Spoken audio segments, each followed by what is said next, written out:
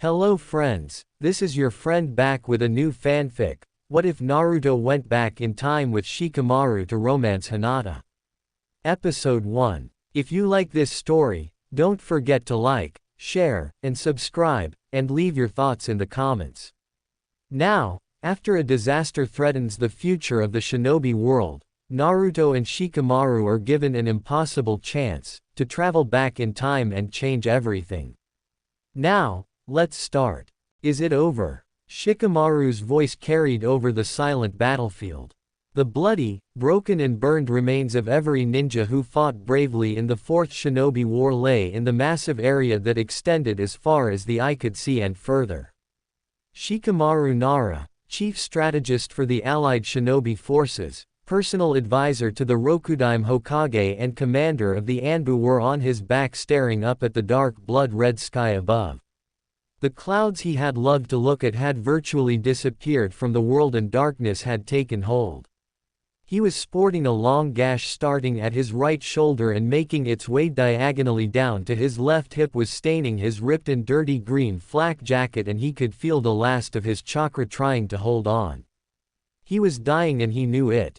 It's finally over. Naruto answered. He was the only person left to answer Shikamaru's question. The Rokudaime Hokage, leader of the allied shinobi forces, Seal Master and Toad Sage and Jinchuriki of the Nine-Tailed Fox, was laying next to his best friend, his brother.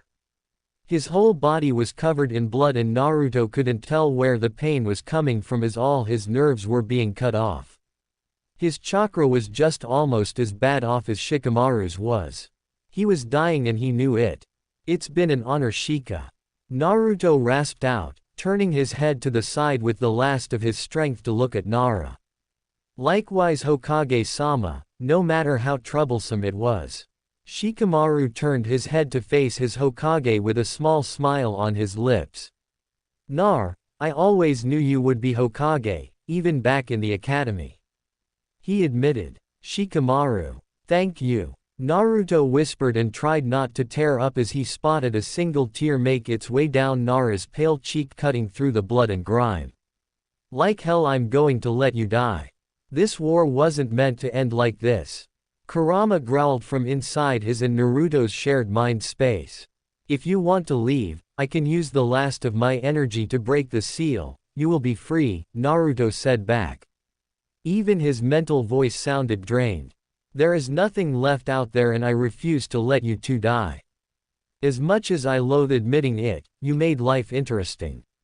You and your friend may be ready to die, but I'm sure as hell not. Tell Shikamaru to hang on, we are going to stop all of this from ever happening. Kurama huffed, gathering his and his siblings' remaining chakra. Shika, the fur ball says he can stop this from happening. All of it, Naruto croaked. We have nothing else to lose. Kagaya and Zetsu took everything from us. I'll follow your lead like always, Hokage-sama. Shikamaru said with a hint of steel he used when ordering his Anbu around, still heard in his hoarse voice. Do it. Naruto told Kurama. Rainbow chakra borrowed from the tailed beasts leaked from Naruto's stomach, reaching out and wrapping itself around the Uzumaki Namikaze and the last Nara. The chakra flared up and a large crack echoed across the mass grave for the fallen as the two dying bodies of the Leaf Ninja faded out of this plane. Slowly the battlefield started to fade away, the jutsu working and the timeline was being destroyed, hopefully to never return. Fluffy white clouds softly floated across the bright blue sky as a slight breeze carried them. Leaves rustled across the hill overlooking Konoha in the land of fire, the wind gently caressing the two 12-year-olds who lay on the grassy hill sleeping deeply. Out of nowhere rainbow chakra engulfed their bodies and slight changes were made to the genin. The first genin was one Naruto Uzumaki Namikaze and the second was Shikamaru Nara.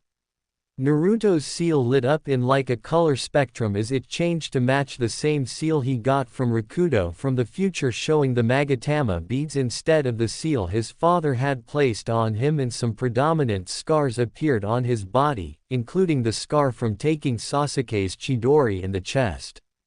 Shikamaru only gained some scars, including the one from his shoulder to his hip that had been killing him ever so slowly in the future. They both gained their red Anbu tattoos on their upper left arms. Naruto's cerulean eyes open and his whole body tensed out of habit. His eyes darted around taking in every detail, but at the same time not really seeing anything at all. Not until he landed on Shikamaru's 12-year-old body lying unconscious next to him. Shika. Naruto crawled over to his best friend and gently shook him. "Wake up, you lazy Nara." It worked. Kurama's jutsu worked. Naruto exclaimed, taking in his own 12-year-old body and his, "Kill me orange," jumpsuit. "God Nar, you're too loud," Shikamaru groaned as he sat up, hand against his head. He blinked a few times and slowly took in his smaller body, Naruto's genin form, orange jumpsuit and Konoha that the hill was overlooking. "Oh hell," Shikamaru stated. "I know, right? It's all still here. Everyone is still alive. Kurama did it. We can change everything." Naruto jumped up onto his feet and started to pace, hand going up to grip his spiky blonde hair. His words exhibited excitement, but his actions expressed his worry and uncertainty. Shikamaru could easily pick up on his hidden feelings behind his words and actions. Nara picked himself up off the ground. He dusted off his brown pants and grabbed Naruto by his shoulders and locked eyes with him. "Hokage-sama, you need to breathe." Shikamaru said, a phrase he used a lot during strategy meetings for the war whenever it all overwhelmed the still too young Hokage. Naruto took a deep breath in and released it. He repeated this several times before he relaxed and flashed that bright smile of his at Shikamaru. "Thank you, Shika, we need to think about this logically." He guessed at what Nara was going to say next. "Logically. Kurama sent us back to the past. There is nothing logical about that. Do you know how he did this?" Shikamaru raised an eyebrow and the two lowered themselves back onto the hillside. The duo gazed at Konoha silently, taking in every detail they could. From the slitted pupils Naruto was sporting, Shikamaru knew the blonde was talking with the nine tails. A sudden release of air drew Shikamaru's attention back to his Hokage. "I can't get to his area of our mindscape. I think whatever he did, drained him of almost all his power and right now he is laying dormant." Naruto reported back as his pupils returned to normal. "If we are truly back in the past, then we need to know where our abilities are at, if we traveled with our charms, skills and whatnot. Tomorrow we can plan out what we need to do if we are to change the future," Shikamaru suggested. "Got it. Training Area 11 is usually empty." Naruto stood up and Shikamaru followed closely. "Kai!" Naruto shouted after a few steps. "This isn't genjutsu. So this is really happening." "I guess it is," Shikamaru nodded after doing a genjutsu check of his own. "Hold on." Naruto quickly drew out a seal on some spare paper and a brush he found in his pack. He placed one of the seals on his left thigh, the seal sinking under the fabric, and did the same to Shikamaru. "This will disguise our chakra so they are back to the way they felt during our genin years. I knew I would wear off on you." Shikamaru smirked and the blonde slugged his brother's arm good-naturedly. The two headed towards said training ground. They could have run there, but they just opted to walk through Konoha instead to take it all in. Shikamaru walked just slightly behind and to the right of Naruto, his usual position in the future. His eyes darted around the village, subconsciously taking in any and all threats and escape routes. By doing this, he saw the hate-filled glares that were sent Naruto's way, along with some parents pulling their kids away from the orange-clad genin. "Leave it, Shika. It doesn't faze me anymore." Naruto's voice pierced Shikamaru's rather destructive train of thought, as he knew exactly what the cage user was thinking. "How you are still loyal to a village that hates you and beats you is beyond me." Shikamaru grunted, shoving his hands in his pockets to keep up his slacker image and to keep himself from pulling out a kunai and gutting everyone who glared at his brother, his Hokage, like he was worse than dirt. It's in my blood, but my precious people are here and I could never leave them. Naruto answered smoothly and Shikamaru only grunted once more. Shikamaru personally thought that the yellow flash and the red-hot habanero wouldn't mind gutting a few of these villagers for the way they treated their son, but he held his tongue. The duo arrived at the empty training ground 11 and with hardly a look exchanged between the two before the time travelers instantly pulled out kunai and shuriken. The genin threw them towards nearby tree trunks to get an idea of where their accuracy lay. Surprising both of them, their weapons hit dead on with almost 10-10 accuracy, much like their aim in the future. If our accuracy with kunai and shurikens are this good, then our kenjutsu must have come with us as well. Shikamaru surmised and glanced over to see Naruto had hanged a kunai into a basic katana and was swinging it around in a graceful arch. That's an affirmative. Naruto nodded as he let the henge disappear and he dropped his kunai back in his leg holster. Let's give our ninjutsu a shot. Shikamaru stepped back as Naruto did his signature hand sign. Kage Bunshin no Jutsu, Shadow Clone Jutsu.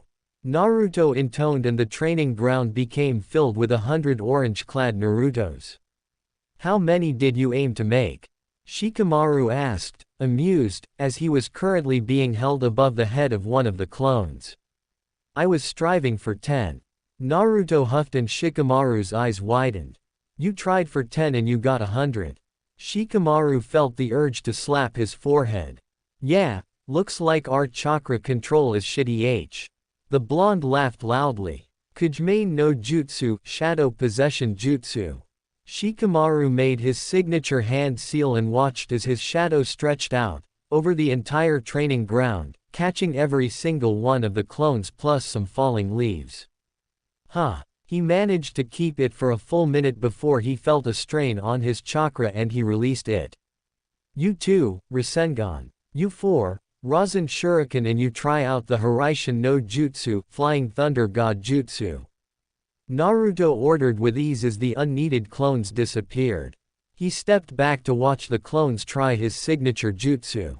The two creating the Rasengan did it successfully after a few tries, the two dealing with the Rasen Shuriken, not so much. In fact it pretty much exploded, but the 4 clones jumped in the way of the explosion protecting Naruto and Shikamaru. The final clone disappeared and Naruto frowned at all the intel that came back to him. It seems I can't do my 2 Sans Hiraishin just yet. Rasen Shuriken was overloaded with raw chakra and couldn't keep its form while the Rasengan managed to stay formed with a lot of focus. Naruto surmised. So using our elemental chakra could be difficult. Doden, Renga no Jutsu, Earth Style, Barrier. Shikamaru slammed his palms onto the ground and saw that a 10-foot wall of solid earth rose up from inches in front of his palms. He covered his head as the wall shook before it exploded into millions of slivers of earth. Difficult, huh? Naruto curls an eyebrow as he pulls himself out from behind a tree, dust and rock pieces covering his jumpsuit. More troublesome. Shikamaru amended by pinching the bridge of his nose. We lack chakra control. He was cut off by a tree falling over to show Naruto standing there with chakra swirling around his right foot, a confused look on his face. I was going to try tree walking but it just broke, Naruto explained. As I was saying, we lack any and all decent chakra control. Shikamaru dusted himself off and sunk into his taijutsu stance signaling Naruto to do the same. Their taijutsu was a mixture of the basic academy style, Gaian Lee's along with the Hyuga's Jukenpo, gentle fist. They breezed through their basic katas before they locked eyes and after a few long moments. Naruto gave a small shrug of his shoulders and they both faced a tree. They had no idea of their skills in taijutsu at this time and didn't want to hurt the other just in case. Konoha Senpu. Konoha Whirlwind. Naruto did Lee's signature taijutsu move and stared in shock as the attack took down around 7 trees. Shikamaru meanwhile did a few palm hits from Neji and Hinata's Jukenpo and watched in amazement as the tree trunk shattered. This could be an issue, Shikamaru stated unnecessarily. We are beyond screwed. Naruto threw his hands up in the air. We just train, intense training. Shikamaru rubbed his head as his mind worked out the problem that lay before them. We have time to work on it later. Right now I'm starving and I am in need of a solid night of sleep somewhere safe. Naruto rubbed his stomach as he sat down.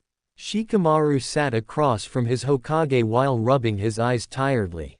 There are some things we need to discuss first, Shikamaru said stubbornly, not letting Naruto's wide blue eyes prevent him from speaking like it did so many others.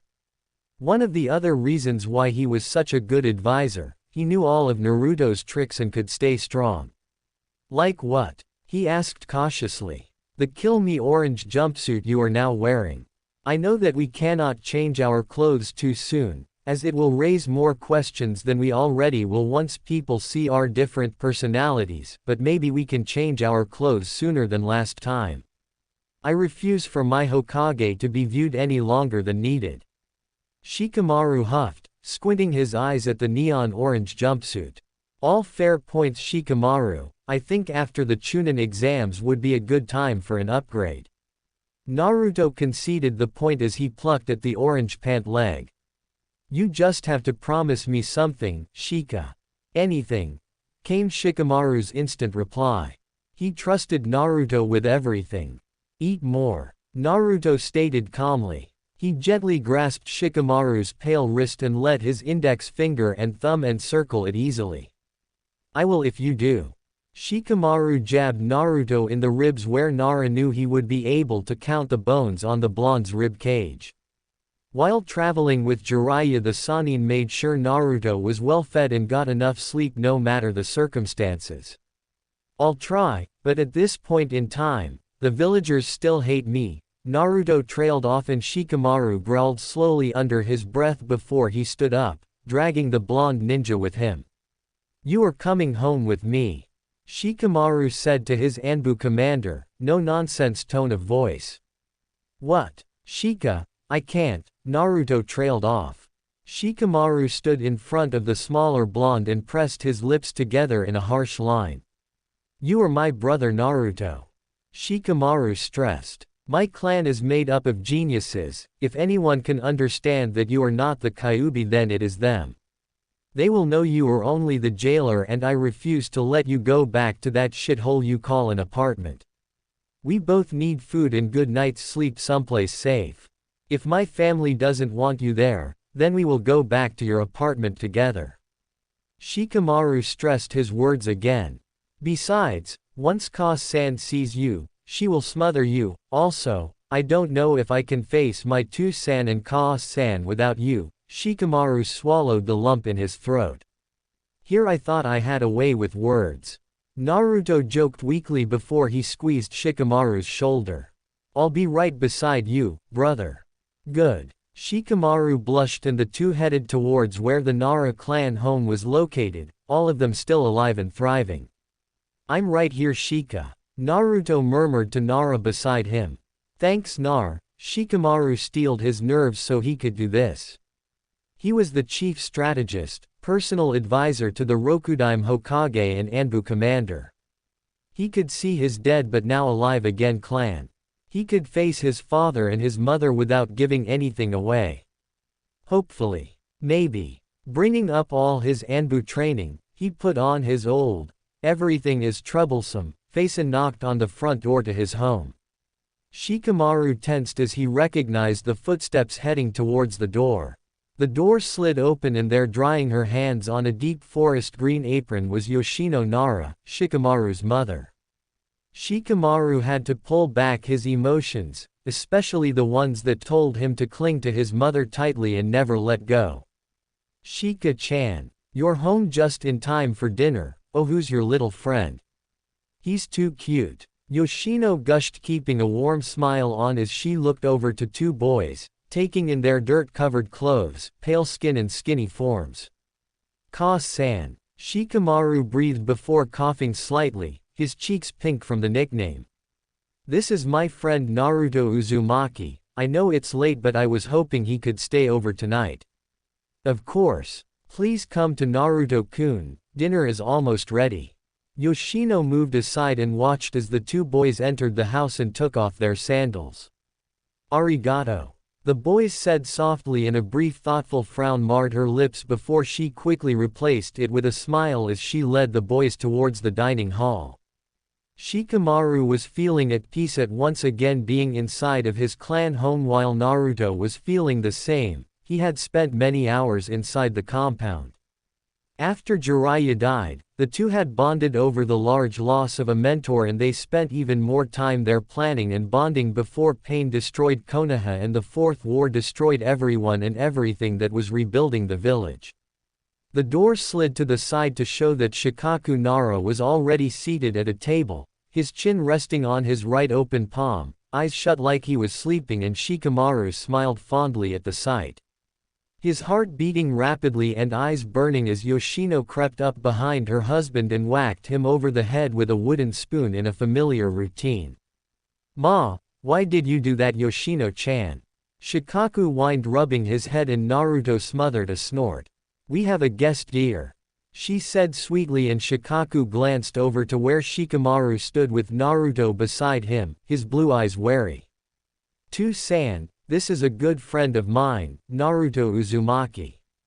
Shikamaru bowed his head a little, his heartbeat slowing back down to normal. He was slowly getting over the shock of seeing his family alive and well. "Nara-sama." Naruto bowed his head in respect. "None of that, Shikaku is fine." The Junin commander waved his hand absently as he studied the two genin in front of that. His son was standing at Naruto's right, only an inch or so behind him. That was how a soldier stood when accompanying their superior. He took in how Shikamaru was slouched like he usually was, but now there was a certain tenseness to it. Like he was consciously forcing himself to stay relaxed. The same could be said for Naruto. He picked up on the twitching of their dominant forearms, as if they were preparing to grab a weapon to defend themselves. His eyes narrowed when he took in the looks in their eyes. They were the same eyes that he saw when he looked at himself in the mirror. They both had the eyes of war veterans. Naruto's had a look of fear in them, fear Shikaku realized was aimed at him. Fear of how he was going to be treated, if he was going to be hurt or rejected. Shikaku's heart clenched painfully at the sight of it. He watched mutely as Shikamaru shifted ever so slightly and the fear in Naruto's eyes faded. The way his son had shifted showed the trust the two had in each other. The shift signaled that if anything happened then Shikamaru would have Naruto's back, and with that Naruto's fear was diminished. "You two look exhausted, why don't you boys go sit down in Shikamaru's room? I'll come get you when the food is ready." Shikaku smiled softly at the two. "Arigato to-san," Shikamaru muttered, not making eye contact with his father, leading the blonde out of the dining hall. "Did you see that too?" Yoshino asked as she checked on the rice. "I did. Something in Shika-chan has changed." Shikaku slumped back in his seat. Naruto-kun had fear in his eyes. "Yoshino, Minato's child was afraid of me." He ran a hand over his tired face.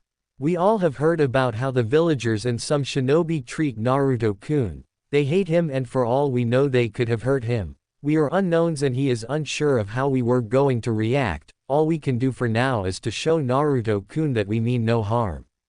Besides, he seems to bounce back quickly. Did you see what he did to the Hokage monument? That was pure Kushina." Yoshino reasoned, ending with a snicker at the memory, and Shikaku smiled tenderly at his wife. "I knew there was a good reason why I married such a troublesome woman." Shikaku teased as he hugged his wife from behind, planting a kiss on her head. "Here, I thought it was because I beat you at shogi." Yoshino smirked and Shikaku made a noise in the back of his throat. "I thought we agreed we would never talk about that again," he complained, and she just smirked as she turned back to the stove. "Well, that went well," Naruto commented as Shikamaru shut the door to his room once the two were safely inside. "I didn't pass out, if that is what you mean," Shikamaru commented dryly. Naruto just snickered. "To-san and Ka-san are onto us already. They are your parents, Shika-chan." Naruto teased and Shikamaru rolled his eyes. I would be worried if they didn't pick up on our changes. I suppose you're right, still troublesome. Shikamaru looked around his room with a small smile on his lips. Tomorrow we have meetings with our teams, that is going to be rough, Naruto commented as Shikamaru tossed the blonde a spare set of pajamas and the two quietly pulled them on. The two had grown used to getting changed in front of the other as they had shared a tent when on the front lines. I'm going to see Asuma, Choji and Ino again, Shikamaru said, his voice tight. I'm going to see Kakashi again, I have to deal with the young Avenger Sasuke and fangirl Sakura, Naruto said with a heavy sigh. They aren't the same as we know them, Shikamaru muttered. If we do this right, then we can make them into the people we know. Some are better than others. If we do this right, we can stop Sasuke from defecting, we can stop them all from dying in that war. Naruto slipped into his cage voice and Shikamaru unconsciously straightened up. Hi. Shikamaru nodded his head before he crawled onto his bed and sighed happily. However, we can deal with all that tomorrow, right now we sleep. That has got to be one of your best ideas ever, Shika. Naruto agreed and Shikamaru quickly made room for Naruto and pinned him with his Anbu commander look. I think so too, Shikamaru replied drowsily as Naruto slid next to him, pulling up the blanket, and the two passed out the moment they closed their eyes. Shikaku wandered down the hall towards Shikamaru's room and paused by the closed door. He frowned. He didn't hear any voices coming from inside. Even when Choji came by, there was noise coming from the room. He silently slid open the door a crack and was shocked to see both Shikamaru and Naruto on the bed. They were both fast asleep and looking peaceful. He padded into the room a bit further and took in how the two were positioned. They both were curled around each other. The black hair of Shikamaru and the blonde hair of Naruto clashed but represented light and shadow, day and night, yin and yang. The way they were curled around the other was one that screamed protection. The way their arms and legs were positioned showed that they could jump into action if there was a threat nearby. Overall, it showed the utter trust the two genin seemed to share with each other. Another piece of the puzzle was added at this sight, and he heard a quiet squeal coming from Yoshino, who had come to see what was taking so long. She quickly rushed about the compound, gathering the women of the clan and bringing them back to Shikamaru's room, and Shikaku heard them all give a collective "ah" at the sight before them. None of them saw what Shikaku saw, they just saw two 12-year-olds being adorable. Yoshino brought out a camera and clicked a photo of the two for her photo album. Shikaku got the feeling that Naruto would soon become a permanent fixture in the Nara household, and he didn't feel too worried about it. Your dad was staring us down for the whole meal. Naruto grumbled as the two entered training ground 11 at 7 in the morning. He's in the process of creating a theory. We can worry about Toussaint later. Right now we need to make sure we don't kill any of our teammates. Shikamaru said as he dropped into his warm-up katas for taijutsu. I think it was just the fact that you were willingly out of bed at 6 in the morning. Naruto snorted as he fell into sync with Shikamaru. If we had told them we were going to train instead of meeting our teams, then I'm pretty sure they would have taken me to the psych ward of the hospital. Shikamaru gave a most likely scenario. Naruto agreed, and the two fell into their usual sparring forms, and working together they managed to rein in their strength. I think that's enough for today. As long as we don't use any ninjutsu, we should, in theory, be fine. Naruto stated as the two cooled down. You mean besides the fact that we are going to be seeing our now alive friends and senseis? Shikamaru raised an eyebrow. Yeah, other than that. Naruto smirked and the two brushed off their clothes. Good luck. You too, Hokage-sama. Shikamaru inclined his head. None of that. The blonde waved his hand. Like it or not, you have always been my Hokage-sama. Shikamaru pointed out. You're making me blush. Naruto ducked his head. There was in fact pink dusting his cheeks. I'll find you after training is done. With that being said, the blonde genin shushed away, leaves falling to the ground. Shikamaru shook his head and started to walk towards where Team 10 met, hands in his pockets and consciously slouching. Something on your mind, Shikaku? Chozo was concerned at the lack of attention Nara was giving to himself and Inoichi. Nothing, just Shika-chan brought home a friend last night. His friend was Naruto Uzumaki. Shikaku revealed to the group. I did not know that your son was friends with him. Inoichi commented. I wasn't aware of this either. Shikaku admitted, and this gained him raised eyebrows from both his friends. I know from Choji that back in the academy, Shikamaru, Naruto, Kiba and him were always together because they were dead lasts. Chozo said, thinking back. I had no idea that Shikamaru was still friends with Naruto. What happened? Inoichi could tell from all his years of being the head of T&I that something else had happened that made Shikaku puzzled. When Naruto-kun looked at me, he had fear in his eyes, but then my son shifted ever so slightly, like he was signaling to Naruto-kun that he was there to protect him, and the fear disappeared. Shikaku explained. Seeing his teammates' expressions, he went on. The way they stood, Shikamaru was always an inch behind Naruto and to his right. When they fell asleep, their body language showed that they were protecting each other and were ready to jump into action at a moment's notice. The part that got me was their eyes. Their eyes? Inoichi questioned, his mind processing what his teammate was telling them. They looked old, battle-scarred, the eyes of a war veteran.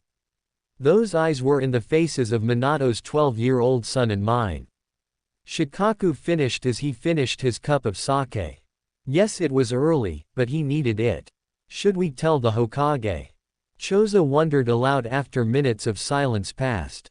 Not yet, I have nothing solid to go on. Shikaku decided after a moment of thought. It would be best to keep this between the three of us. Agreed. Inoichi nodded his head in agreement as he pushed his cup of sake towards his scarred friend, knowing this man needed it more than him. Naruto strolled towards the bridge where he usually met up with Team 7 and wasn't surprised to see both Sakura and Sasuke there. He actually froze in his spot at the sight of his former teammates. They were so young, so innocent, so unscarred from the war. He took a steadying breath and took another step when a familiar feeling chakra caught his attention and he couldn't help but smile.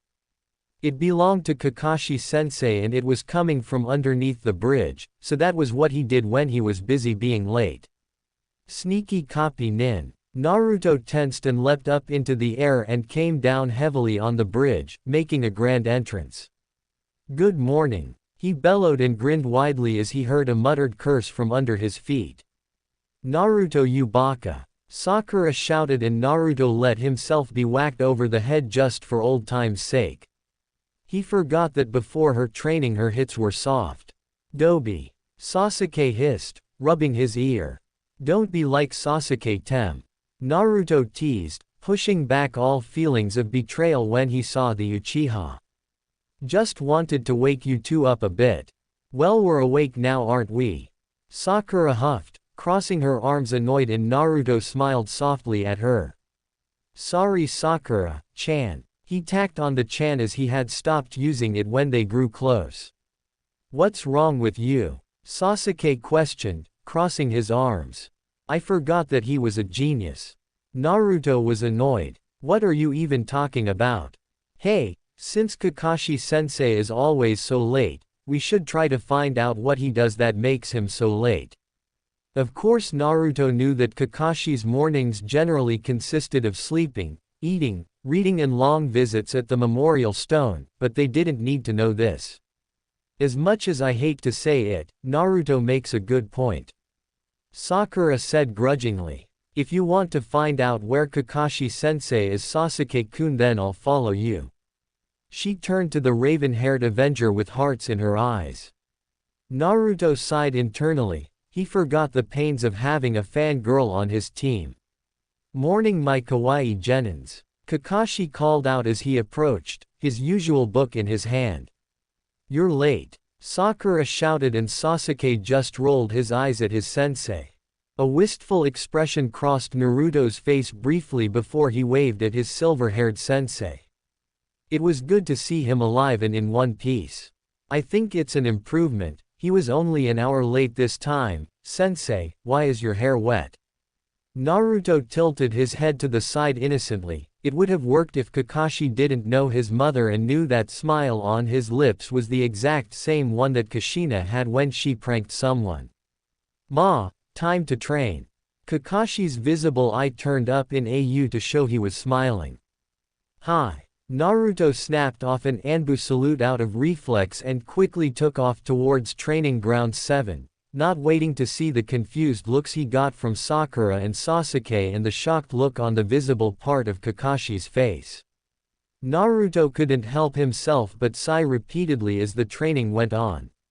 He forgot how weak the other two were, and since his chakra control was utter crap at the moment, the blonde had taken to practicing his aim, after making sure he slipped up every so often. He watched Sasuke and Kakashi spar and he didn't feel any of the favoritism that he felt the first time around. He knew that Kakashi was given this team so he could watch out for Sasuke, to make sure he didn't defect. That had worked out well. Kakashi in the future had told Naruto that he had mostly agreed so he could stay near him, to make sure he was protected and could learn to protect himself. Naruto smiled softly at the memory as he flung more kunai at the targets and watched as Sakura slowly did some taijutsu katas, her eyes trained on Sasuke. He sighed again, knowing he should help her with her taijutsu, but at this point in time she would just shout at him. This Sakura wasn't the same one he fought side by side with in the war. Naruto quickly forced himself off that train of thought before he could remember the images of what she looked like when he found her body.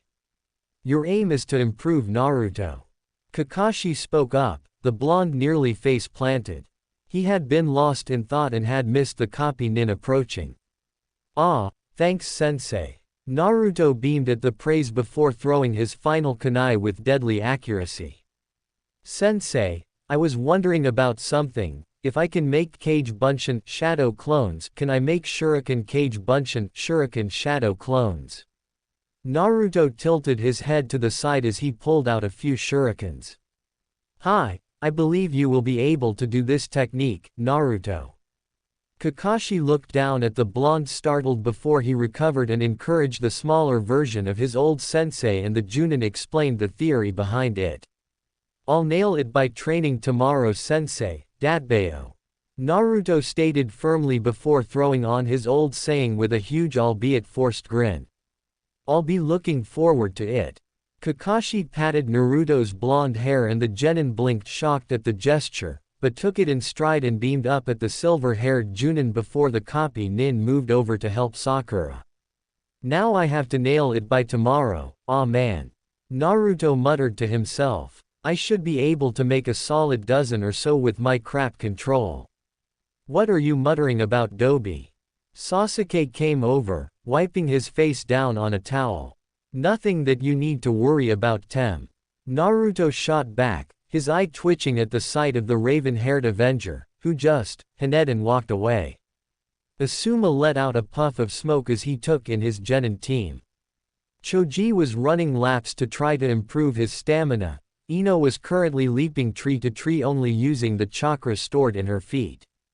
The one who was really catching his interest was Shikamaru. The Nara who usually favored sleeping and non-strenuous activities during training wasn't slacking off. Something had been different about Shikamaru from the moment he joined them for training. The way his face lit up when he talked to them and how his eyes lingered on each of them longer than usual. His eyes were different. They were different in a way that Asuma had seen on veterans from the Third Shinobi War. He had no idea why it was on his 12-year-old genin. He inhaled as he watched out of the corner of his eye as Shikamaru slashed away at dummies with a kunai, the movements very similar to Kenjutsu, but he knew that Shikamaru had never used a sword before. He would do well with a sword or maybe even trench knives. Asuma mused as he put his cigarette out and made his way to the Nara who just finished slashing apart a dummy with perfect accuracy. You're doing well with handling your kunai like Shikamaru. Asuma spoke and he frowned briefly as Shikamaru startled visibly and he spun around, the kunai held up ready for attack or defense. Seeing who it was, Shikamaru relaxed and lowered the kunai. This caused Asuma to frown and scan Shikamaru's face once more, but found it void of emotion. Yeah. Shikamaru put away the kunai and put his hands in his pocket, shoulders slouching. Thanks. Maybe I'll train you to use my trench knives. Asuma smiled and Shikamaru again startled before he smiled easily at his sensei. That would be great, thanks sensei. Shikamaru said honestly. Here, try them out. Asuma said after a moment of thought. He pulled out the knives and carefully handed them over to the genin who stared at them in shock. Are you sure Asuma-sensei? Shikamaru asked softly. I know you will be great with them Shikamaru. Hell, you might even be able to integrate them with your clan's jutsus.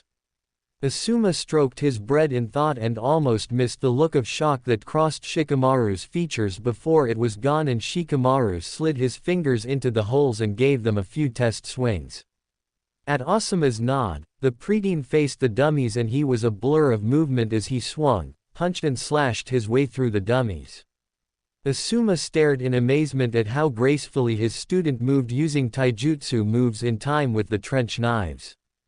Asuma swore he spotted some of Guy's taijutsu moves in it alongside some hyuga stances, but that wasn't possible, so the bearded Junin passed it off as the trick of the light. How was that? Shikamaru asked, panting slightly. You looked like you were using those for years. Asuma said truthfully. I've just seen you using them and figured that using taijutsu with them would be easier than using any other kind of jutsu with them. Shikamaru shrugged his shoulders. He gently removed the trench knives with reverence and handed them back to his sensei. We should play shogi when you have time. Asuma changed the topic, sensing he wasn't going to get anything else from Nara. I would like that, Asuma-sensei. Shikamaru smiled and Asuma spotted the same look enter his student's eyes from before. Are you okay, kid? Asuma placed his hand on Shikamaru's shoulder in concern. I'm great, actually, sensei. Shikamaru gave his sensei a true smile. I'm glad. Come on, let's go save Choji before he collapses. I don't think he's supposed to turn that shade of red. Asuma chuckled. Right behind you, sensei. Shikamaru nodded, agreeing. Follow me, my kawaii genins. Kakashi called out half an hour later, an orange book back in his hand. What are we doing, Kakashi-sensei? Sakura quickly walked beside Sasuke, who just ignored her. The Hokage wants to see us. Kakashi stated as the group made their way through the village. Another mission. Naruto forced himself to almost shout in excitement. I don't think so, Naruto. Kakashi shook his head fondly at the loud blonde. Ah. Naruto pouted and quickly stiffened, masking his face to become one of indifference as harsh whispers and hurtful words started up around him. Demons shouldn't be so loud, they shouldn't be seen or heard. One man growled at the passing genin. Too bad he didn't die out on that last mission of his. Another one agreed. Naruto just looked down at his feet, hands clenching as he pulled in his anger. His seal was heating up. Kurama could still pick up on his host's anger even if he was sleeping. It's fine, Kurama, I can deal with it, just keep sleeping. Naruto begged internally and he felt the seal cool back down and he sighed relieved. While he was forcing on Kurama, he didn't notice the confused looks Sakura and Sasuke were giving him in response to the hate-filled words he was receiving.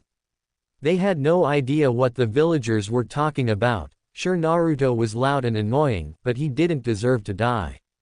Kakashi on the other hand was fuming. He knew exactly what the villagers were talking about and he had to grit his teeth together to stop himself from doing something drastic, like for example slitting their throats and hiding the bodies.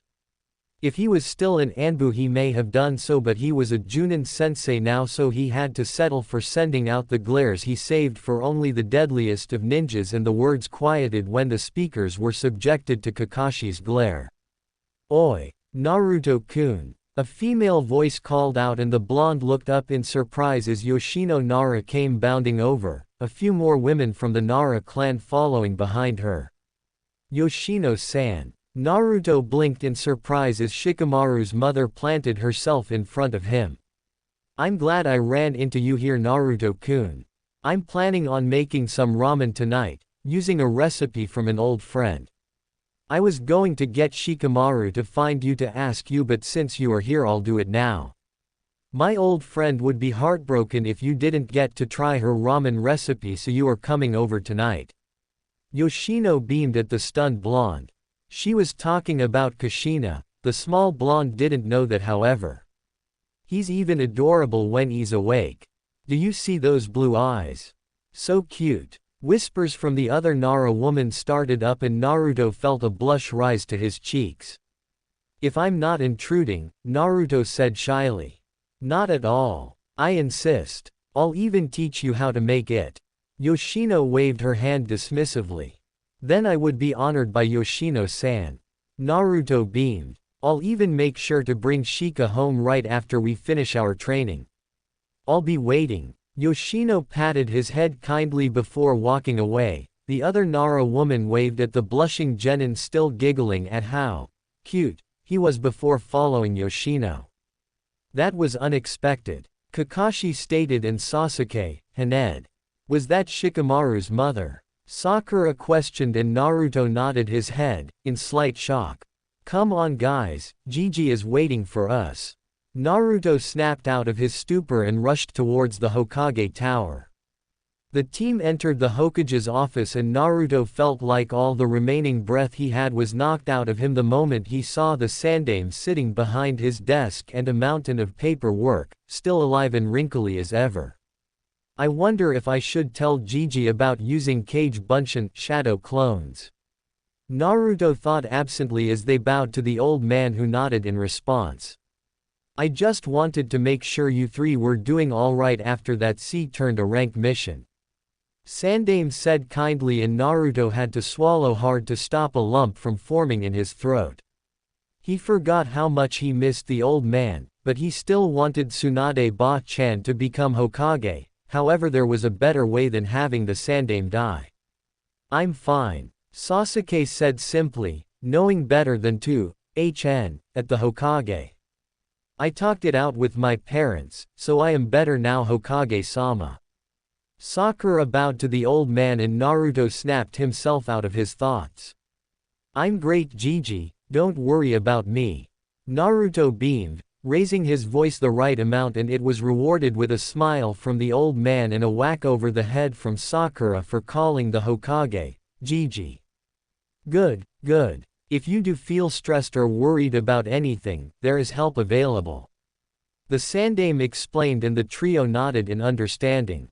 Naruto idly wondered if said help could get Sakura out of her fangirl phase faster. Well, I'm sad to say I have no missions for your team right now, please enjoy your day off. Sandaime smiled. This was a dismissal and Sasuke nodded before leaving the office. Sakura bowed before she hurried out after him. Naruto stayed behind as his eyes were locked on the portrait of his father.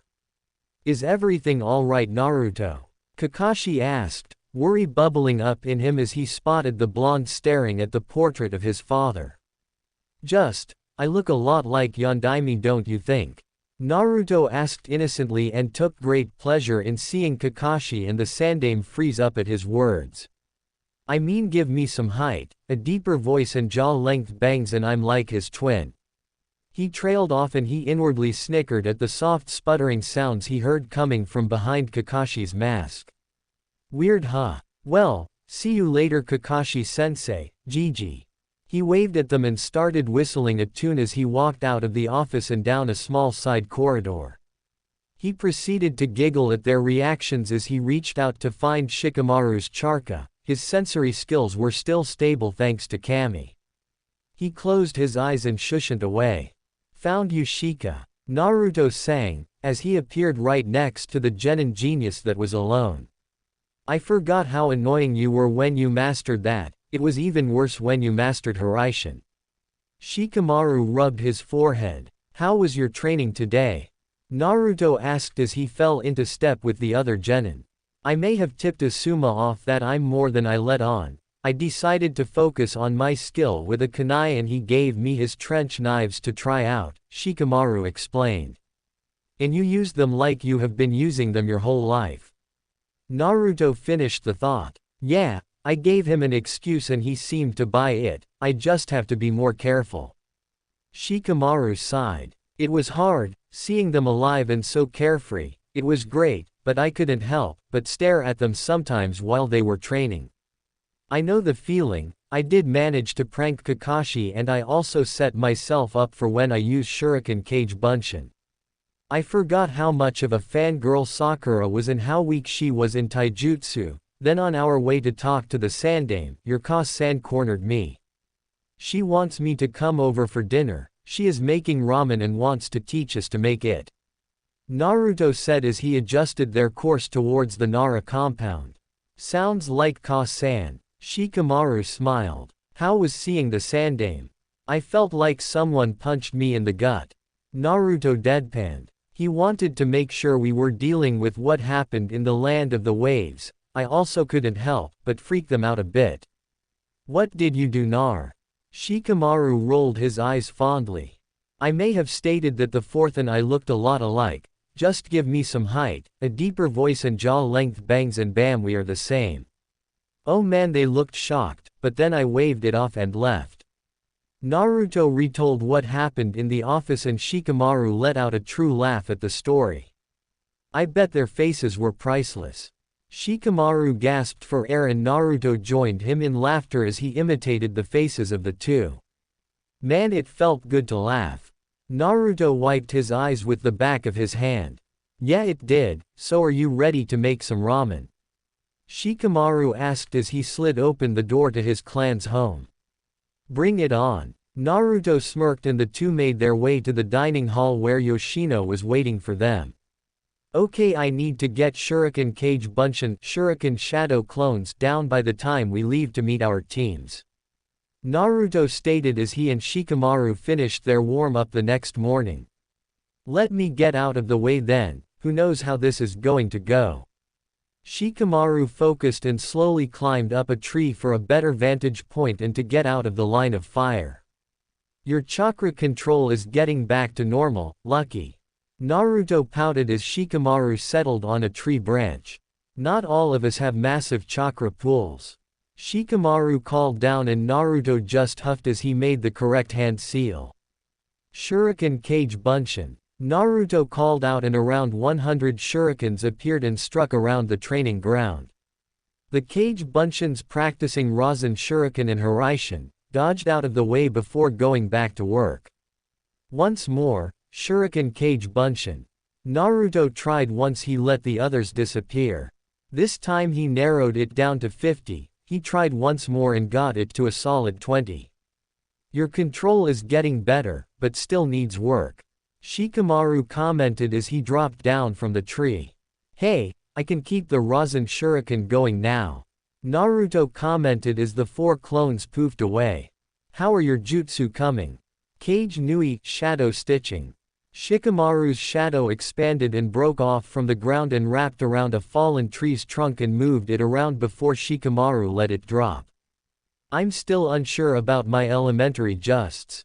Shikamaru commented and Naruto nodded in agreement. Try a Radiant Lightning 1. Naruto suggested and Shikamaru nodded.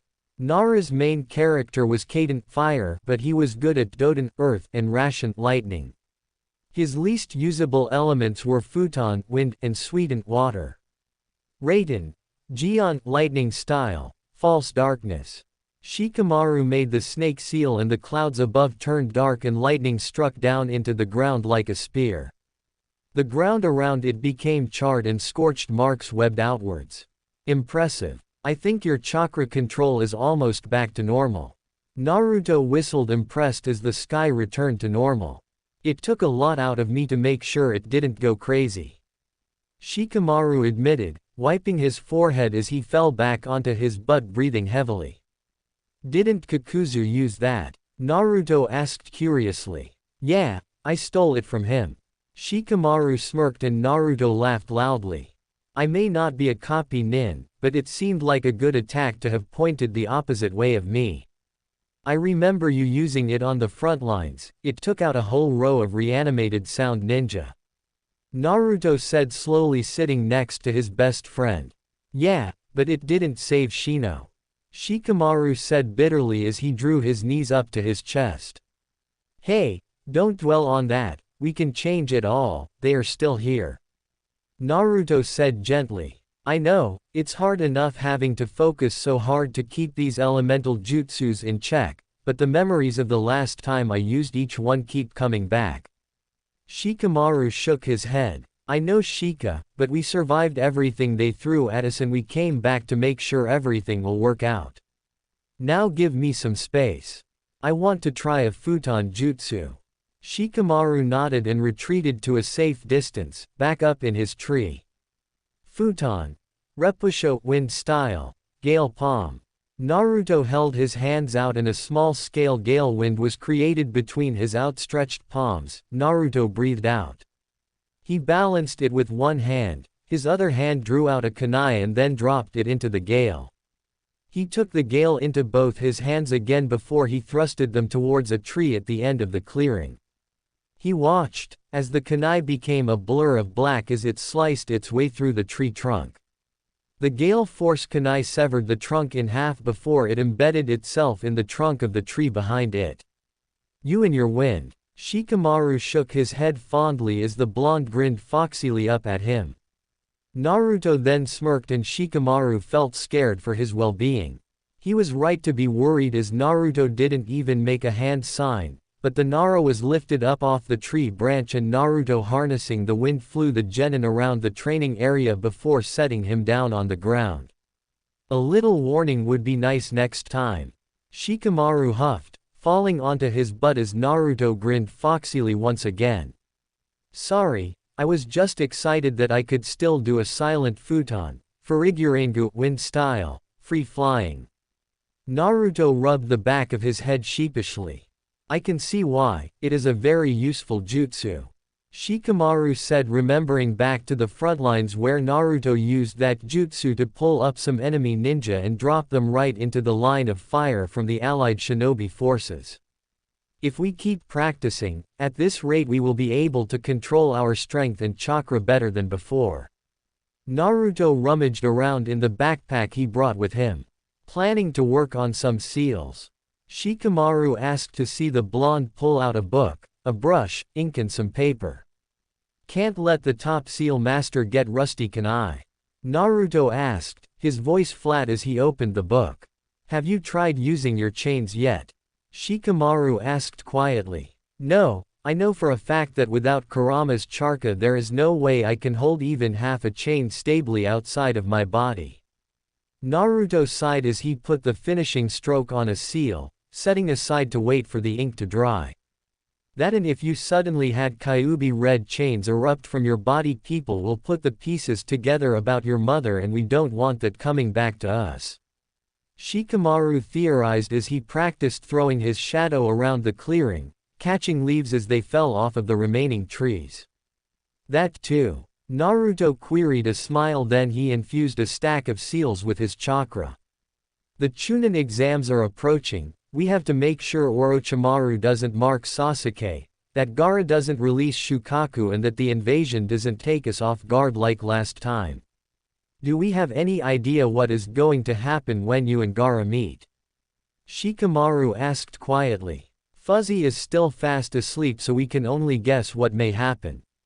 Naruto shrugged his shoulders. Best case scenario, he doesn't flip out during his fights. Worst case scenario, he tries to kill me the moment he meets me. Is that why you are making that barrier seal extra powerful by infusing it with your chakra and blood? Shikamaru questioned. Nothing gets past you, Naruto said fondly. This seal will trap Shukaku in case he goes free. It will paralyze anything inside of its area excluding the creator.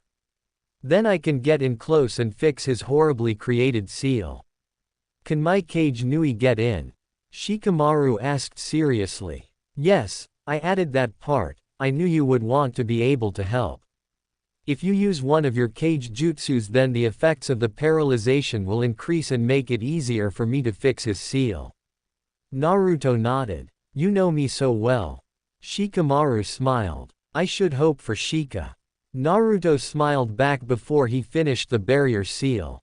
Once this is dry, we should head out to meet our teams, and I need to make sure I only create 10 or 20 shuriken cage bunshin. Naruto set the seal down to let it dry. I'm going to get Asuma to get us started on elemental jutsus. I think it would be best if my team learned some before the exam started. Shikamaru said after a moment's thought. I know that Ino is Doden in Sweden while Choji is Doden in Kaden. If they can get even some low-rank jutsus for each one under their belts before we enter the Forest of Death, then I think our plan has a higher chance of success. Naruto and Shikamaru had spent the previous night up late behind a privacy seal. Naruto whipped up planning out how they were going to change the exams and the invasion that started everything off. Do you think we should tell the Sandaime where we come from beforehand? Naruto asked quietly. If it was Godime then maybe, but not right now, we can't. Not in these forms anyways. If we pull this off, then the other forms can warn him of the coming troubles, going off the fact that we have seer blood in our veins. Shikamaru said after a moment of thought. True, alright, the seal is dry. Time to head out. Naruto put his seals away and the two stood up, brushing themselves off before they shushaned away. Well, that was more of a disaster than I recalled. Naruto thought wearily as Team 7 returned to their training ground. They had spent the rest of the morning doing easy D-rank missions, like painting fences, weeding and mowing lawns. However, no matter the task, Sasuke brushed Naruto off, Sakura following suit after spewing insults at him and sometimes a hit over the head. Naruto sighed as he absent-mindedly started to do his warm-up katas. Has he really been so horrible to work with? Was he really that much of a loudmouth idiot? He knew he toned it down and tried to get them to work together as a team, but it did no good and his mood was a rather depressed one. Alright Naruto, let's see how far you are in learning that new jutsu. Kakashi approached the blonde after sending Sasuke off to practice his Kaden jutsus and Sakura on chakra control. Hi Kakashi-sensei. Here I go. Shuriken cage bunshins. Naruto did the jutsu and cheered mentally as only 20 clones of them appeared, flying across the training field. Good Naruto. Kakashi said after a moment of staring at the performed jutsu and the damage it caused. What do you want me to work on next, sensei? Naruto bounced on his heels. Why don't we talk for a bit? Kakashi said slowly and Naruto tilted his head to the side confused. Talk? He asked and Kakashi nodded as he placed his hand on the genin's shoulder and shushaned away from the field. They ended up by the top of the Hokage monument. What's wrong, sensei? Naruto asked, looking up at the copy nin. Nothing is wrong with me, Naruto. I just want to know, are you okay? After seeing everything in the land of the waves, Kakashi said, gazing over Konoha. Naruto did the same and frowned. Kakashi never did this when Naruto was still on his team. Naruto guessed, saying he thought he looked like the Yondaime. Shook the older man up. It just puts some things in perspective for me, I guess, sensei. Life is cruel and unfair, it doesn't matter who you are. Naruto said seriously, noticing Kakashi had turned his full attention to him now. It also made me see that no matter what happens you have to keep fighting for the people that are precious to you. Like how Haku sacrificed himself to save Zabuza, it just made me determined to get stronger so I can protect the people I care about. Like you, sensei, just watch me get strong enough to become Hokage so I can protect everyone, Datbeo. Naruto turned his gaze to Kakashi and beamed up at him. He knew Kakashi well enough to detect surprise and shock in his one visible eye. I'm looking forward to being able to say I was the sensei of the Hokage, Naru-chan. Kakashi gave an eye smile, patting Naruto on the head. Naruto beamed at the words, if not a little confused about the nickname. You want me to test you guys to find out your elements. Asuma looked at the trio in front of him in surprise. I think we all have chakra control and our Ino Shika Cho formations down pat, Asuma-sensei. Ino pointed out, and Choji munched on some chips, agreeing. It would put us a step in front of the other genin teams, and if we can incorporate the elemental jutsus in our Ino Shika Cho formations, then they will become more powerful and it will catch our enemies off guard. Shikamaru reasoned, shoulders slumped and hands in his pockets. Good reasoning. Asuma dropped his cigarette and crushed it with his heel. Give me a moment to grab what I need. With that he shushed away and the trio sat together in silence. Ino was fixing her hair and Choji was finishing off his bag of chips. Shikamaru was on his back cloud watching as he enjoyed the silence, peace and feeling of safety he got when he was with his team. It had been a long while since he felt this at peace with the world. Ino was humming under her breath softly and Shikamaru felt a smile creep up on his lips. Ino, I bet if you ever tried singing you would have an amazing voice. Shikamaru commented. He didn't have to open his eyes to see the blush he knew was working its way across Ino's pale cheeks. You think so, Shikamaru? Ino asked quietly. Shikamaru hummed in response and he knew that she was glowing and thinking the idea over. She truly did have a wonderful voice. He had heard her singing to calm down some crying kids during the war. Alright, here I have some charka paper. Channel your chakra into it and the different reactions will show you your chakra nature. Asuma handed each of them a piece of paper. For example, his paper cut in two before igniting. My chakra natures are Futon and Kaden. Ino channeled her chakra into her paper first and watched it become damp before it crumbled away. Ino, you have Suiten and Doden. Asuma said, impressed, before he handed her two scrolls. Inside each of these scrolls are some starting jutsus for the elements you have. Choji went next and he ignited and crumbled away. Kaden and Doden, a good balance. Asuma handed Choji the needed scrolls. Shikamaru took a breath as he channeled his chakra and watched as it wrinkled, ignited and crumbled away. Raiden, Kaden and Doden. Impressive, Shikamaru. Asuma handed the preteen 3 scrolls, an impressed look on his face. Thanks. He took the scrolls and sat down with the other two and started to read over the scrolls. Shikamaru held in a sigh. This was going to be good for the long run, but he knew each of these jutsus already. Now Doden is pretty easy to learn and control. I can help Shikamaru and Choji out with their Kaden. Shikamaru, go to Kakashi for help with your Raiden, and Ino, go to Kakashi as well for your Suiten jutsus. Asuma said. Hi. The trio nodded before they separated off to practice their new jutsus while Asuma oversaw them. Shikamaru had to pull back a lot of his chakra when he did some Doden and Kaden jutsus. He managed to get it to perform just above average the first time around. He saw the smile on Asuma's face as he watched over them.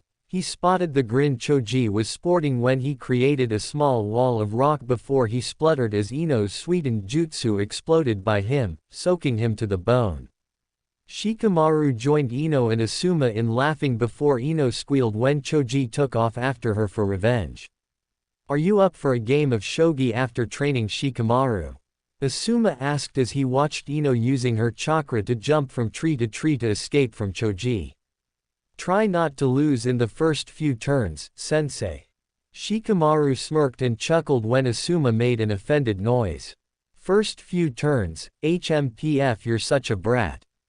Asuma lit up his cigarette and Shikamaru had to resist the strong urge to pluck it from his sensei's fingers and take a long, much-needed drag himself.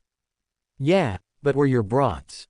Shikamaru said cheekily as he pillowed his head on his hands and looked up at the cloudy sky. Asuma just hummed before lying next to his student to watch the clouds as well. How did your talk with Naruto go to Kakashi? Sandaime asked curiously, puffing on his pipe. He's changed, Hokage-sama. Kakashi said after a moment of thought. He said his eyes were opened during the mission to the land of the waves. I think it might be something deeper than that. His eyes are different. They are the eyes of someone who has seen too much. There isn't any way his eyes could look the way they do just from that one mission. Kakashi summarized. When he spoke of his resemblance to Yondaime, it was with reverence. Do you think he knows the truth of who his parents are? The Hokage looked at Kakashi. He may have an idea. He's smarter than anyone realizes and he has a mask firmly in place. Kakashi said, rubbing his head. How has the teamwork been building on the team? Sandaime took Kakashi's words in. Kakashi sighed. He saw everything that happened on the D-rank missions the team went on that morning, even if it looked like he was reading his book. I thought they had at least built a shaky foundation of teamwork and maybe friendship during their time in the Land of the Waves. I was wrong. If there is a way to do something alone, Sasuke will always make sure to do so. Naruto would try to offer advice or help, but the other two would shut him down swiftly, sometimes violently. I can see it is getting Naruto down and it is not his fault. Kakashi explained, his visible eye drooping. What can we do about this? The Sandaime leaned forward. He truly cared for Naruto and believed that one day the blonde would surpass his father and become the best Hokage the village has ever seen. I can't interfere too much. It is something the three of them need to work out together. On their own they are making progress. Naruto can make at least 20 shuriken cage bunshin. Sasuke is training with his Sharingan and Kaden jutsus while Sakura has perfect chakra control. Kakashi reported. Are you going to nominate them for the Chunin exam? Sandaime asked curiously. I believe I will. Kakashi nodded. It is an environment where they are forced to work together. First you pass a genin team and now you are nominating the same team. Having Naruto on your team is changing you, Kakashi. The Hokage teased and Kakashi just glanced at the portrait of his sensei. I guess he is. Kakashi said softly and the Hokage just puffed knowingly on his pipe. How are you already beating me? It's only my 5th turn. Asuma asked Shikamaru, confused as the two sat inside the Nara compound by a shogi board. Pure talent, Asuma-sensei. Shikamaru said dryly as he made his next move on the shogi board. He couldn't help but feel extremely happy. He was playing a game of shogi against his sensei once again. He never thought he would be able to do so again, but here they are.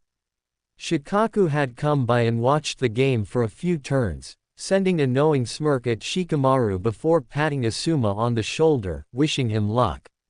When Kurama woke up, Shikamaru really owed him one. Hey Shika, have you seen Chiyohime? Naruto walked out into the courtyard in a pair of black pants, sandals and a t-shirt with the Nara clan symbol on the back. No, why are you looking for her?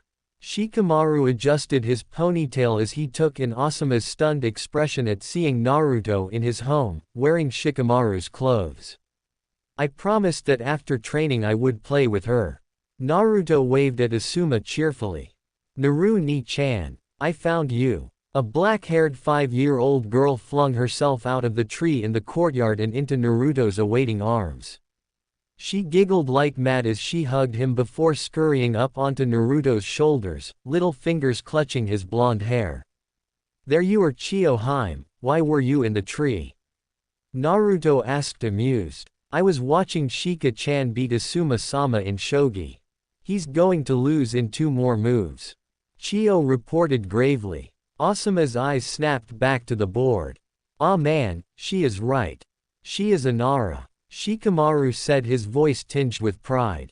Come on Naru-ni-chan, Ka-san told me that we were going to help herd the deer today.